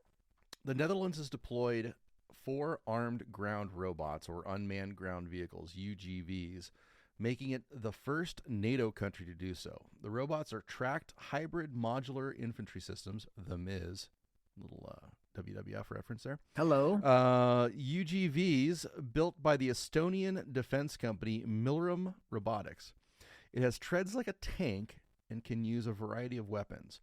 Photos provided by the Dutch military show their UGVs outfitted with machine guns. So the machine gun's obvious choice there. Makes total sense. I think if you could get a mobile mortar system, that would be really difficult to deal with. Well, I also think about, let's say you're a fast response team, like a SEAL Team 6. So you got 4-man teams, and then you have, so now you have a 5-man team. You have the 4 humans and then this thing. Yep. And this thing can just pull out into danger and just lay down cover fire. I mean, not afraid of return fire, not even vulnerable to return fire. It's just going to lay down cover fire. So now those 4 guys can operate wherever they want to go, because everybody else on the other side is ducking and covering and staying low, because there's 50 caliber bullets coming in at subsonic speed, blowing apart your cover. And then all of a sudden, what do you know? Someone snuck up behind you and shot you 3 times. And it wasn't the fucking robot. The robot was a decoy. That was fodder. You just got screwed by the 4 highly trained SEALs coming up your asshole. So this is a game changer to me. We're going to see a lot more of this. What's going to be interesting is when we start seeing the first, robot versus robot battle. These 2 things just going at it until one of them, blows the turret off the other one or something. I don't know. This is actually mind-bending shit. If you really start thinking too heavily about this, it's scary. No, it totally is, because the implications and the where this can be put, and the adaptations you can go ahead and put on this thing too. I mean, you put a batch of these things out there, a battalion of them. Can you imagine that? And they're not cheap. They're obviously not cheap. No. I don't know what the cost for a typical drone is. I'm sure these are actually much, much more, because you've got a drivetrain. It's not like, I think you've got a lot more armor. You've got a ton of computer systems that have to go into it. You've got weaponry. To me, I would think it's probably going to be a lot more expensive. But they're gonna, the prices are going to come down. It's going to get cheaper to make after when they do it. Yeah, and I think it's easy to underestimate. So a battalion, you just mentioned battalion. Battalion's about 1,000 soldiers. It's 6 to 8 companies. So you're talking about 1,000 soldiers. So you take how much money you spent to train each of those soldiers. When I got out of the military, and believe me, I didn't finish my training. I stopped about halfway through.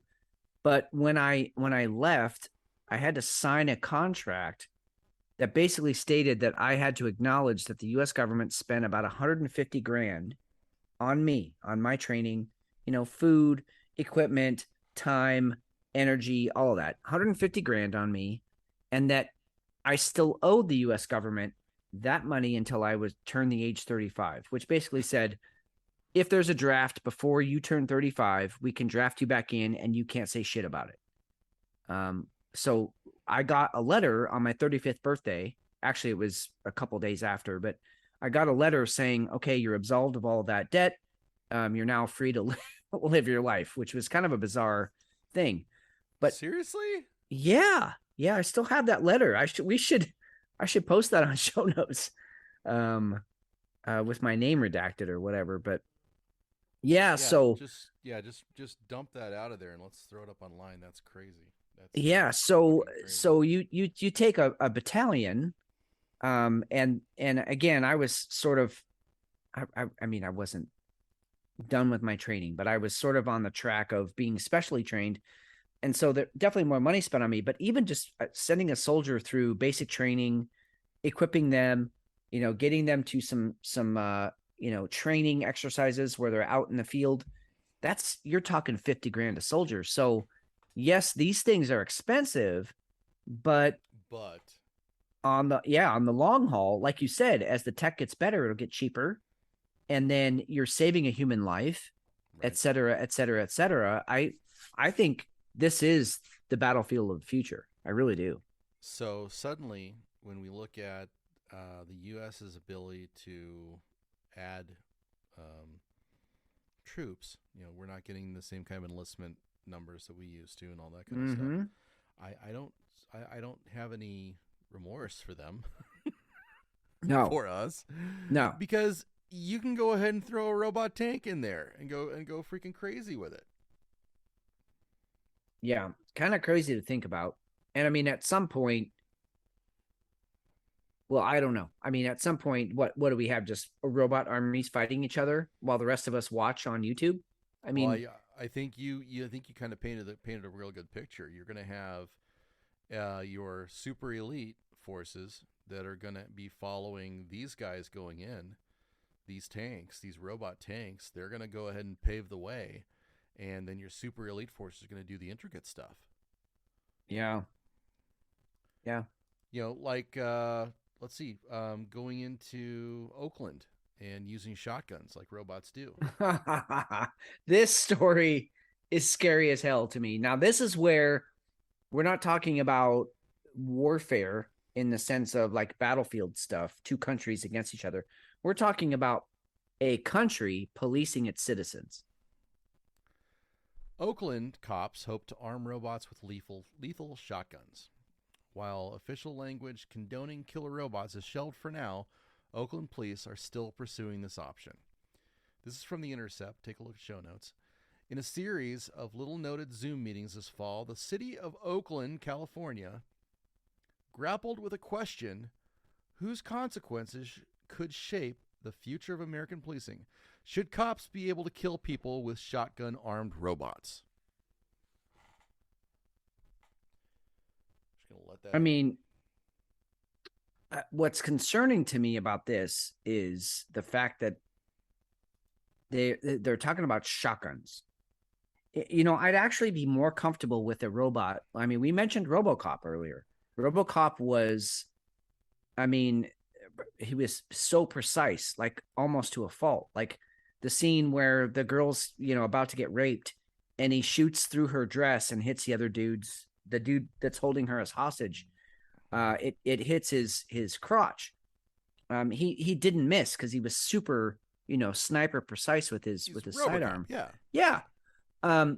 A shotgun is not that way, guys. I mean, you get outside of probably 3 yards, you could absolutely be doing damage to, well, for sure doing damage to the hostage, and possibly doing damage to the store owner, the people getting gas at the gas station, the just innocents that are just there to just grab a TV because, it's riot season and they got to get what they can get, but they didn't really do anything dangerous or inherently wrong. Other than, theft, which is not a, death sentence in this country. At least it shouldn't be. So it'd be one thing if they were like, yeah, we got robots and they're going to be armed with these super sniper, we're only going to use them for, 500 yards and more shots that we have to take to protect some political, gal. But when you start talking about robots armed with shotguns spread. That's what makes them so effective. That's why they're the perfect home defense weapon. Because, yeah, you might put a few holes in your wall, but you're not going to miss the bad guy coming down the hallway. So this is really concerning. This sounds to me, and the articles from The Intercept, I think I already stated that this is just something that's been tossed around in Oakland, but they're really souped up about it. So I'm imagining a breaching situation. Yeah. Yep. Right. I need to take the door out. There's bomb squad. Maybe that's needed too. I don't have any problem with saving cops' lives. I don't. I don't have a thing about that. Agreed. 100% agreed. Is this a drone or is it a robot? Are you going to turn this thing loose to go and do whatever it needs to do, or is there going to be somebody going in and controlling it? Because that's a very different thing. And I didn't get that feeling from this article. It sounds like they really want something that's more robot oriented, and that's scary as hell. Yes. Yeah. I'm right there with you. You talk about a breach situation, and there's specific shotgun shells that you use to take out, the three hinges on a door. Right. And so if you have a robot come in and just do that, it could do it very precisely, very quickly, and very safely, because even if the people inside are shooting at it, it's not going to stop. It's not going to get hurt. It's just going to blow the door off. But then you think, okay, if we're going to do that, then why not just have a robot that's like a giant fucking bulldozer with a shield on it, and it just bulldozes through the front door? I mean, machines are very powerful. The torque that they can develop, you don't need a shotgun then. The shotgun is really actually there to hurt people. Yeah. In my opinion. No, I think you're absolutely right. I mean, it's not that's not that's not a weapon of you're not extending an olive branch when you, right. you lower a shotgun. Right. But and here's the other thing. They're also talking about arming bomb disposal robots with shotguns. Why? That's I mean they want to use that kind of technology. And what blows me away here is that that's the best you can do. We just saw what we're turning loose on the battlefield in Norway. Why stop there? Yeah. Because you're cheap, Oakland? Yeah. I know I just argued both sides of it, but it's kind of absurd now. No, it is. The whole thing is it's just dangerous. When you have a new technology like this, you can't just willy-nilly release it on the battlefield. The inherent risks are too great. It was like the whole discussion that went on with the nuclear bomb. Okay, once we release this thing, then Pandora's box is open, and we're living that right now. We have never been closer to nuclear war than we have been right now, other than maybe the Cuban Missile Crisis. Correct. You don't just release something like robotic warriors, robotic fucking shotgun cops, without there being some serious thought behind it. You can't. It's not a simple thing like, well, I'll just put them out there and see what happens. You now have just tipped the scales to complete fucking anarchy. And honestly, people are smart. They're going to go underground. I mean, you're going to start all kinds of underground rebellions and economies and everything. You can't police people. We won't. Some people will be easily cowed. Most of us will be railing against this. And so, fuck around and find out, I guess. I don't know.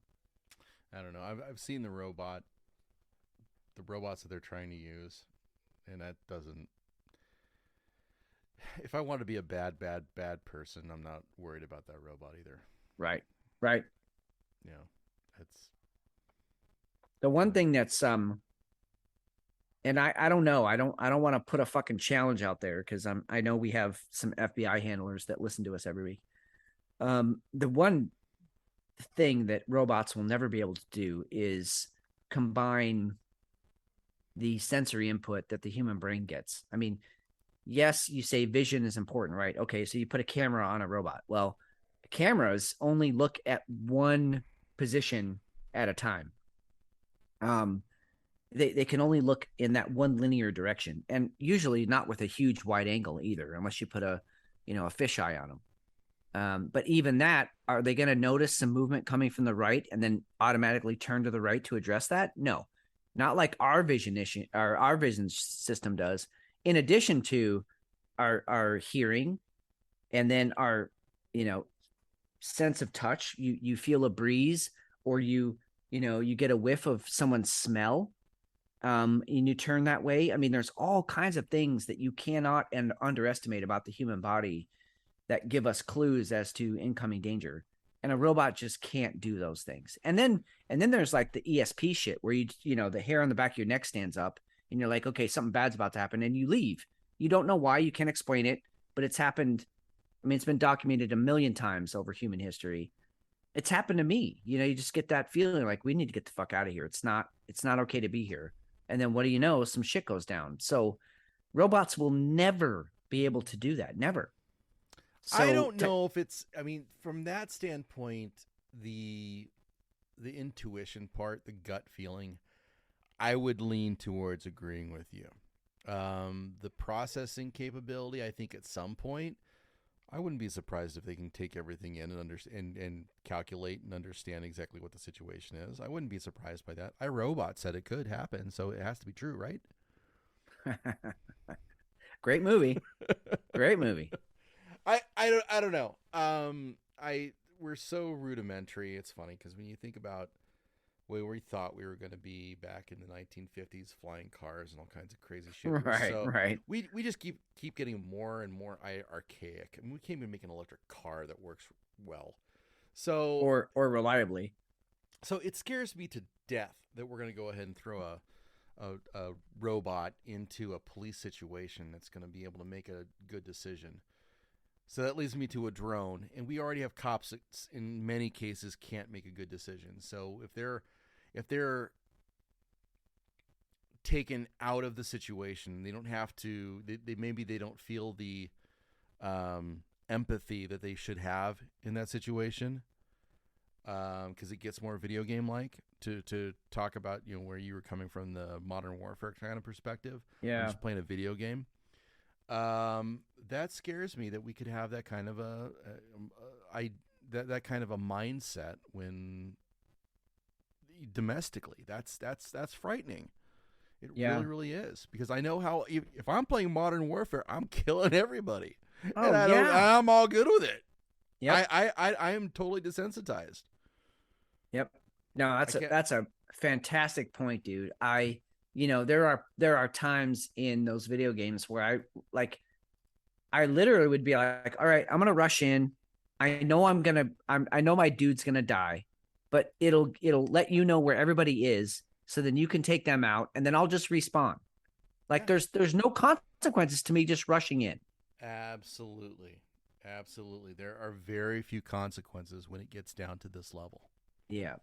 Scary shit, dude. Which brings us to Luke Skywalker. Oh, Mark Hamill. You found this, you son of a bitch. I did. I had to. I found it, and I'll be honest, dude. I had a moment where I was like, I'm not gonna share this with McShane and You're gonna Hefe. do it. I don't. You gotta do it. I don't. You've got well, to. no, because at first I was like, dude, I like him. I'm not gonna say he's like a hero, but I just like him. I am obviously a Star Wars fan. I didn't want to believe this was true, but Mark Hamill has absolutely turned to the dark side. The actor who played Luke Skywalker in the iconic film series has raised funds online for 500 drones to be placed on the battlefield in Ukraine. Drones. You can't write this shit. I'm going out on a limb saying he's not welcome in Russia. Right. I mean, honestly, he's not going to be welcome in some cities in America. Like, what are you doing? You know what? I used to follow him on Twitter. I did. He said some funny shit, especially when Trump, the orange. Yeah. Oh God, what did Patton Oswalt call them? The pair of testicles dipped in Cheetos. Anyway, but when he was in the presidency, Mark Hamill had some funny shit to say, and he was on point with a lot of it.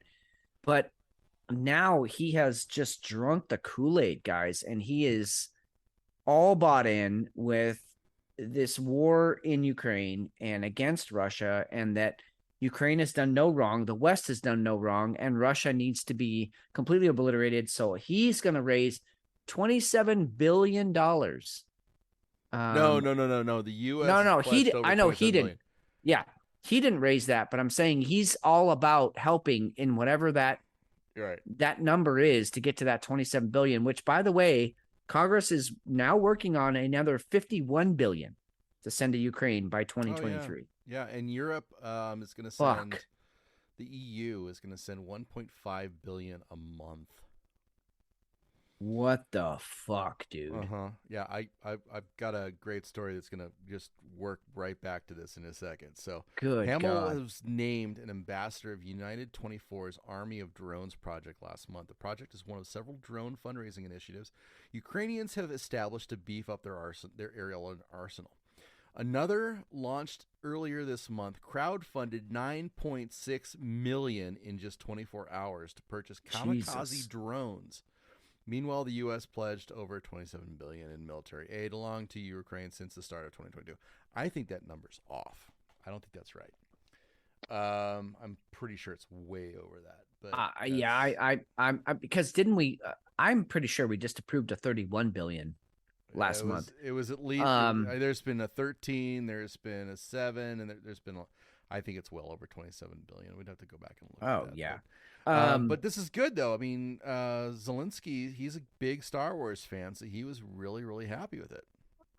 God, have you seen the films of the amalgamation of all the films with Zelensky being, well, Zelensky primarily, but a bunch of other actors also, but him being against a green screen, and he's talking about, yeah, I'm here in downtown Kiev, and you know there's bombs going off in there, and then they'll cut and they'll show that it's just this elaborate Hollywood production. There are actual Hollywood producers in Ukraine making this guy look like he's on scene when really it's just a green screen.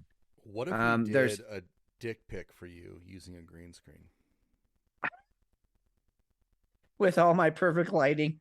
Yeah. Okay. This has to happen now. Sorry, we had to come back to that. That's brilliant.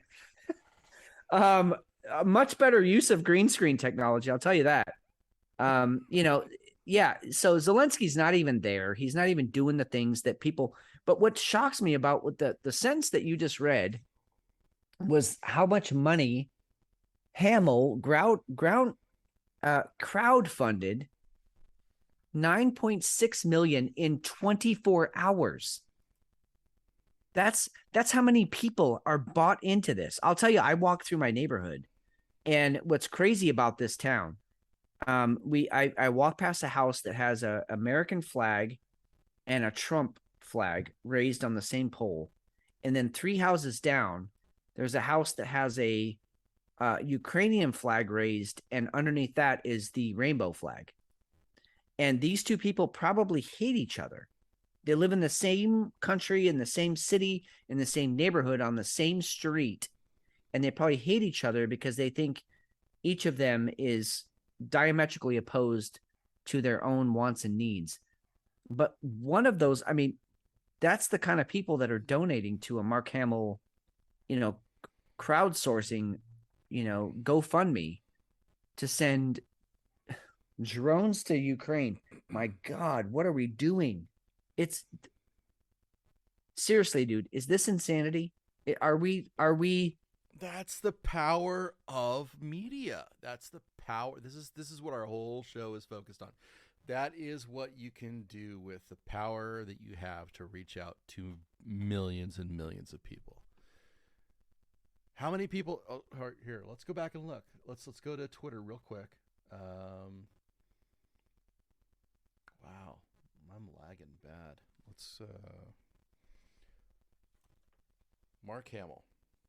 We're gonna go to Twitter. We're gonna see how many followers he has. Mark Hamill. More than a few. 5.2 million. So the fact that he could only get 9.6 million blows me the fuck away. Yeah, I mean that's like what, less than $2 a person, $1.70. Exactly. So, I mean, if we're really gonna do this, it doesn't surprise me. It really doesn't. But I want to go here now. I want to go to this. All right. I want to stitch this story in. Let's go to this real quick. This is migrants in New York City. Oh, nice crossover here. 6.4 acres on Randall's Island, Tent City is now complete and is expected to house at first 500 single adult men. Over 18,000 asylum seekers have arrived in the city since the spring, overflowing the city's shelter system and forcing the city to set up these tent shelters. If you're a single adult man, you're going to come here to this facility starting tomorrow. When migrants first walk in after intake, they will see a recreational room set up with rows of couches, TVs, Xboxes, and board games. There will also be a phone bank so migrants can connect with family in order to find more permanent housing. We can do that in 24 hours, maybe even less. Many times, it's going to take longer than that. It could take days. Next, there is a cafeteria that will provide migrants with 3 meals a day, and snacks, coffee, and tea will be available 24/7. Those meals are all culturally appropriate. It is South American fare. The menu rotates on a regular basis. In the next South tent, American. asylum seekers will be staying in this refugee camp-style setup. This tent has 449 beds, but there's also a second tent next door, also filled with cots if the city needs to expand. Right next door in the other shelter dorm, there's another 449. We're only opening up this location, this hook right now, for 500. There is also laundry services on site, showers and lockers for migrants to store their belongings. The tents are kept at 70 degrees. The curfew for migrants will be 10 p.m. Buses are expected to run at least once an hour from this location, and every person entering will also be tested for COVID. Anybody that tests positive for COVID is going to immediately be taken to one of our isolation trailers. There will also be 24/7 security here. The mayor's administration once again pleading with the state and federal government for any sort of financial assistance. To date, Governor Kathy Hochul and the federal government haven't provided a single cent to help the city. Reporting from Randall's Island, I'm Morgan Mackay, Fox 5 News. Set up. Wow, 55,000 homeless people in New York. 31,947 homeless children. Thanks, Mark, for getting all of your folks to get a whole bunch of drones for Ukraine.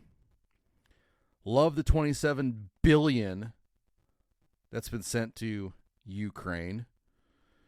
And I'm not going to knock their ability to go ahead and put a tent city together for migrants that we're allowing to come across the border, because at least we're doing something to make sure they got a place to go. But I think it's pretty obvious we can see the inequity. Equity? Yeah. Is that inequalities. Inequality of what's actually happening here at home. This after the last few stories, and to get here, this is disgusting. Yep. Yeah, and I'm not even gonna say that's a tent city, dude. I was looking at those cots, and that's not a tent city. They had we have tent cities in Arizona. Yeah. That are built around. I mean, they're built around prisons and people who are in jail, and I mean those are tents. This is not a tent city. Yeah. You're telling me you can't do things like this? This is a building. This has 4 big walls. I mean, this is a construction effort. This is legit. They have heating, they have cooling, they have there's can you imagine putting this out there so that you have veterans that can get a leg up? Homeless that can get care. 3 squares a day? Yep. Are you fucking kidding me? And it's ethnically appropriate. How is this fucking okay? Dude, so I was watching this video. Those are better facilities than I had in basic training when I went into the military. They're sleeping on better cots. They are getting better food. They have temperature regulated tents, which we didn't have. We had to open up the fucking windows if we were hot at night. And even then it was still hot. We didn't have AC. We didn't have heating. Now, here's the thing. We talk about our narratives. We talk about what the message is. We talk about, who's showing. We're not falling for this, okay? This is for 500 guys, okay? They're not talking about the women and children. Okay, this is for only 500 individuals. So we're not being simple. Okay, we're not naive to this. That is everything that's happening in this video from Fox 5. It'll be in show notes. You guys can go ahead and take a look at it. This is a message. This is totally a Democrat-driven, hey, we're taking care of the problem. This is what we're doing. This is great. We're helping people right now. That's all this is. But if you're able to do this, if you could get just a few thousand people off the streets. Yeah, right. I drove through Tucson, not to go back to that, but I'm going to. I drove through Tucson. If you drive down Broadway, okay, and this is just like driving through damn near any city in America, okay, there was a softball field, and, teams are out there trying to play softball, and there's nothing but homeless and vagrants and drug addicts on the other side of the fence. Somebody hits a home run, dude picks up the ball after smoking some meth and whatever, throws it back into the field. Okay, this is what we're dealing with at home. But we're sending all of this aid for a phony fucking war in Ukraine and a migrant crisis that we don't want to deal with. We're okay dealing with those two things, but we can't even deal with our own people at home. It's fucking disgusting. Well said, man. I want to I'm going to segue off of that really quick. And I want to let you all know how easy it can be. I'm not saying that this story will hold for everybody, but I'm saying that I have a Kung Fu student, and I won't even preface it. I'll just say I have a friend. He started out as a student and has now just become a really good friend, really good guy, ex-Marine, has seen some shit, has his own level of PTSD that you and I can't even fathom, and is working through it. He's taking the steps to make sure that he's a healthy and contributing member of society. But he had a friend, a female friend, who, she's just helped him out a lot with some tough stuff. And she knows of a guy. It's her ex-boyfriend's little brother is how she knows this guy. And he's homeless. He's fucking homeless, in which we have a lot of homeless here in Eugene. He was living in a park, in a tent that he borrowed from another homeless guy. All right. So that's how homeless this guy is. He's staying in a home that's not even his, which I guess in the state of America right now is probably most people. But he's living in a borrowed tent. And so the friend tells my friend about, this guy. And so my friend is a bachelor. He's living in a 3-bedroom home that his parents left him when they passed away. And so he said, hey, dude, why don't you come stay with me for a couple nights? And then a couple nights, the guy came in. He was really humble. He fucking did work. He did the dishes. He cleaned the bathrooms. He helped out in the yard for a couple of days.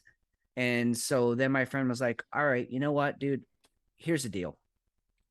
If you keep helping me out with chores and stuff that, just general upkeep around here, how about you just move in? I'm going to give you a place to stay. And it was a really emotional thing because, when you're homeless, I think the general conception out there is that you want to be homeless. And there are certainly a certain portion of the population that does want to be homeless. This was not one of those. He was desperately trying to find a way out. And here was somebody offering him a room and board. And we're going to go to the grocery store. We're going to buy a bunch of groceries. You're going to help me fucking cook. You're going to help me do yard work. You're going to help me do the dishes. You're going to help me just keep the place up. So that couple of days turned into, a week. And then now you're living here. And so then my buddy was like, hey, we're going to go find you a job. I want you to feel like you're earning your way here. So I'm going to charge you a really nominal rent, $100 a month. But you need to earn that. let's go find you a job. Took him to 3 job interviews. He got all 3 jobs. That's how desperate people are around here to find people who will work. He got all 3 jobs. He got to take his pick of the litter, took the job, and now 2 weeks ago he was homeless, penniless, friendless, and now he has a very good person in his life who's a friend. He has a room and a place to stay, and he's earning a wage. And I'm not saying it's that easy for everybody, but that's how fucking easy it was for him. He just needed one leg up, one person to give a shit, and he's off the streets. It's amazing what can happen when you just feel safe. Right. And it's amazing the power that people have when you feel scared. Yeah. So I don't even know what the message of tonight's show was, but if you take anything from this, we've been all over the place, but I'll tell you, if you only take one thing from it, it's that every one of us can make a difference, and we're all going to need each other going forward here. I mean, we're heading into some dark days, and we're all just going to need each other. And I want this show to be a beacon of hope for people. Yes, a place of information. We want you to know what's coming, but I also want you to feel like you can come here and grab some inspiration, some hope, and maybe even spread some hope yourself, because that's what we need more of. Not people running scared and burying their heads in the sand, but people who are willing to stand up, do the right fucking thing, and give someone a chance. Is getting $11,000 worth of facial reconstruction, body reconstruction, to look like your boyfriend's sex doll, okay? I'm not even going to qualify that with a statement. A British woman says she spent more than $11,000 on cosmetic procedures in a bid to look exactly like her boyfriend's sex doll, and he's super impressed. Char Gray, 23, hit headlines earlier this year after revealing she bought a sex doll named Delilah for her boyfriend, Callum Black, 28. The London-based blonde claimed that she had developed feelings for the naughty doll and even participated in pretend threesomes with the squishy silicone toy. Now, however, she's gone one expensive step further, going under the knife in an attempt to look more like Delilah. This is from the New York Post. And I'm looking at, and I posted this to Twitter too, and it really is, she doesn't look anything like the real doll. Ugh. I mean, she could try, but I think the real doll is actually prettier. I mean, this is we're sort of getting to the end of the storyline that this myth that there is a perfect woman, that there is an ideal man, that there's an ideal person out there that will somehow be perfectly physically perfect for you, and that you'll want this person every single night for the rest of your life. I mean, that's the myth we're telling here. And so she purchased this sex doll, right, for her boyfriend, and then she's like, okay, the sex doll is perfect, so now I'm gonna try and be the sex doll. Do you see the perversion? I mean, look at the shit she went through, the surgeries. My God, her face looks like she got beat up by a fucking the 3,000-pound bull. rhinoplasty. The rhinoplasty is gnarly. I mean, that's wow, dude. And here's the thing. She was a pretty girl before all this started. Yeah. But she's so insecure with herself. She's so not okay with who she is that she's seeking her approval from this fucking boy. I'm not even going to call him a man. He's a boy. And he's like, well, if you want my approval, then here's how you get it. And then she bends her body to meet his expectations. Instead of just being like, dude, fuck you. If you don't like me for who I am, I'm going to go find someone who does. Dude, sweetheart, call up Whiskey Hell. We've got a Hefe that would take you 7 days a week and twice on Sunday.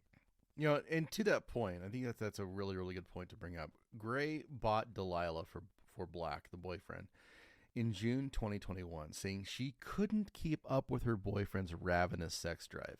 She might not be able to handle the Hefe. However, she soon caught feelings for the doll, and the trio is now even taking steps to become a proper throuple. I can't get over the penis nose that she's got after the rhinoplasty. I don't know what to do with this. It really is one of the most heinous things I've ever seen. Can we go back to the one picture here? You guys can check it out in show notes and it's on the New York Post. How many dildos does one person need? I guess it's a rhetorical question. And I like right in the back here, there's a chicken leg dildo, a corn on the cob dildo, and a KFC bucket. Yeah, a bucket of KFC back there. Yeah. She's got and then look up on the upper shelf. Yeah, there you go. Yeah, the gigantic, I don't know what the fuck that is. Big. Dude, that's black, a lightsaber. That's a giant Darth Vader lightsaber in your butt plug. It's like Jabba the Hutt's tail, only black. And then there's like, look, there's a fit-sized dildo right there. There's a fit-sized dildo. There's a fist. There's a nice fist there. And I don't know. That's like a black gnome, maybe. I don't know. Maybe she's into that. Oh, it looks like a garden gnome. Yeah. It does look like a garden gnome. And then the other stuff on the bottom shelf here, I don't know what to do. Dude, anyway, and I'm not. I think it's great. I think it's great that they're into that and they're so open to that. But dude, modeling yourself after a real doll. And this dude just being here, she's crazy, but I love her. I think it's great. You know, that's the look on his face. I'm all about, and by the way, he's not like a 10. He's like, honey, you could do better. He's a solid 6. Sure. So am I.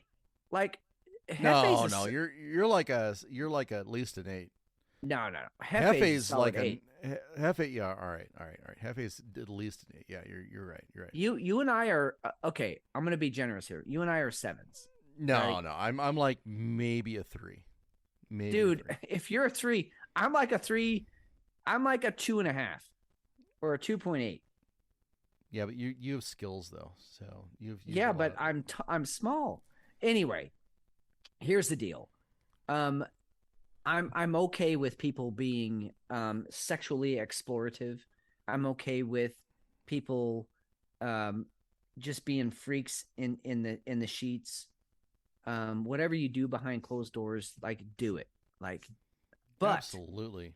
What I have the problem with this story is that her self-esteem was so low that she had to change herself to meet his standards, as opposed to showing him the fucking door and being like, I'm going to find somebody who really appreciates me for me.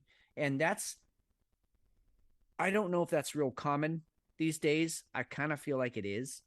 I kind of feel like that's more the norm, and not just on the women's side. I feel like there's a lot of guys out there who are trying to conform to what women want. And I you and I just come from a different time where I am who I am, she is who she is, and we don't mesh. So we're going to go find different people. That was the philosophy back then. It was hit or miss. And there isn't that insecurity that there is now. Right. Like, I'm never going to find anybody else. Well, maybe be comfortable being alone. Yeah, exactly. Like on a good night, like we were shooting for 10%. Like you go and hit on 10 girls. You were hoping for maybe one would be like, okay, I'll let you buy me a drink. And that didn't even assure that you were going home with her. That just meant you got to talk to her for 5 more minutes while she fucking downed to kamikaze. Nowadays, it's like if you're not hitting that 100%, then there's something wrong with you. And that's that's just not how humans are built. That's just not how it's supposed to work. There's nothing wrong with you. Yeah. There isn't. Exactly. You didn't find the right person. That's what it is. What was the stat? I think I said it on a couple of shows. It might have been the show that we didn't air, but 68% of men under the age of 30, between the ages of 16 and 30, 68% of them have not had sexual intercourse with a woman. Can you imagine? That wouldn't surprise me. Yeah. No, it doesn't surprise me either. But I will bet you that if you ask them the number of men who have had cyber relations with a woman, I will bet you it's off the fucking charts.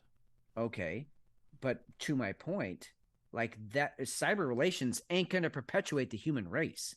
Like, you need to have people skills. You need to be able to roll with a girl who's smarter than you. You need to be able to roll with a girl who has had twice as many partners as you. You need to be able to roll with a girl who makes twice as much money as you. You got to be able to. You have to roll the girl. You have to roll the girl, or another, or a guy, or whatever you're into. You have to roll with the other person. That's what I'm saying. You like I Ching, man. That's the lost. That's the lost art, though. You have to be able to adapt. You have to be able to be okay with another person. Period. And that's what a lot of people are just not. And I don't blame them. Other people suck. Yeah, and it's also scary to think it's scary as fuck. Yeah, that you can be something else besides what you see yourself as. Because let's be honest, right now, like fucking real talk, right now, McShane. Right. If Let's I get had close to the mic. Okay, if I had held on to who I identified as a freshman in high school, right now, I would probably be someone's bottom bitch in prison. Well, because I had an 8th grade counselor, for God's sakes, the school counselor, tell me and my mother to our faces, we were both there, that I was never going to amount to anything and that I'd be very lucky not to end up in prison. And I was, I mean, at that time in my life, I was very small. I weighed like not even 100 pounds. I was a small dude. So for her to say that was absolutely terrifying to me. Yeah. So if I had just stuck with who she identified me as, and I had believed her, I would be someone's bitch in prison right now. And yet who I am is none of that, is so much farther from that. But I feel like young people today are believing what society's saying about them. Yes. They're like, oh, well, if they're saying that, then I must be that. And if I could give one gift, it would be to just say, if it doesn't feel right, if they're saying that about you, but that's not who you are, then then fuck off, everybody, and go be who and what you want to be. Because, I mean, if I could give one gift, it would be that. I don't know. Crazy times we're living in. Okay, we're going to wrap up the show with this one story, right? One story. Arby's, the fast food joint, I'm talking about Arby's, the fast food joint, has come out with a smoked bourbon that apparently perfectly complements their roast beef sandwich. Who saw this coming? Who had this on their 2022 bingo card? That a fast food chain is going to come out with a high-end alcoholic beverage. Who had this? Because I didn't have it on mine. I lost. So this is the best commercial ever. Smoked with the same real woods hickory. The 90 proof spirit was produced by Brain Brew Custom Whiskey in Newtown, Ohio. The bourbon will initially be sold exclusively. Oh, damn it. I missed it. What was it? Arby's smokedbourbon.com. Oh my God. The limited edition bottles will go for $60 plus tax. Arby's says their crinkle fry and curly fry vodkas both sold out in minutes. Seriously. Arby's. I did not see this coming. Like many brands, Arby's has put an emphasis on stunt marketing in recent years. And to help emphasize it, we have the meat's slogan. Oftentimes, Arby's advertising takes an alpha dog attitude. In 2019, the chain said it would never go plant-based, even creating a meat-based carrot. Earlier this year, Arby's got rapper Pusha T to record a McDonald's diss track. And last year, the brand released their first booze, 2 different French fry flavored vodkas. How did we miss that? I don't know, because I want one. This week, Arby's is once again going to the liquor route, releasing its own meaty spin on a spirit that has long had a reputation of putting hair on your chest. Prepare yourself for Arby's smoked bourbon. What the fuck? Can we just get off the I want off the plane and I want to go. Wait, okay. I'm with you, but hear me out. We go to Elon and we say, "Hey, we want off planet. How much for one of your SpaceX, spaceships? Because we're making enough money now with the podcast that we can afford one of these things, right?" Oh, totally. And so, but we have to understand what the payload can be. Because if it's, let's just say it's 2,000 pounds. Sure. I want 1,800 of those pounds to be Arby's bourbon. I want it to be 90%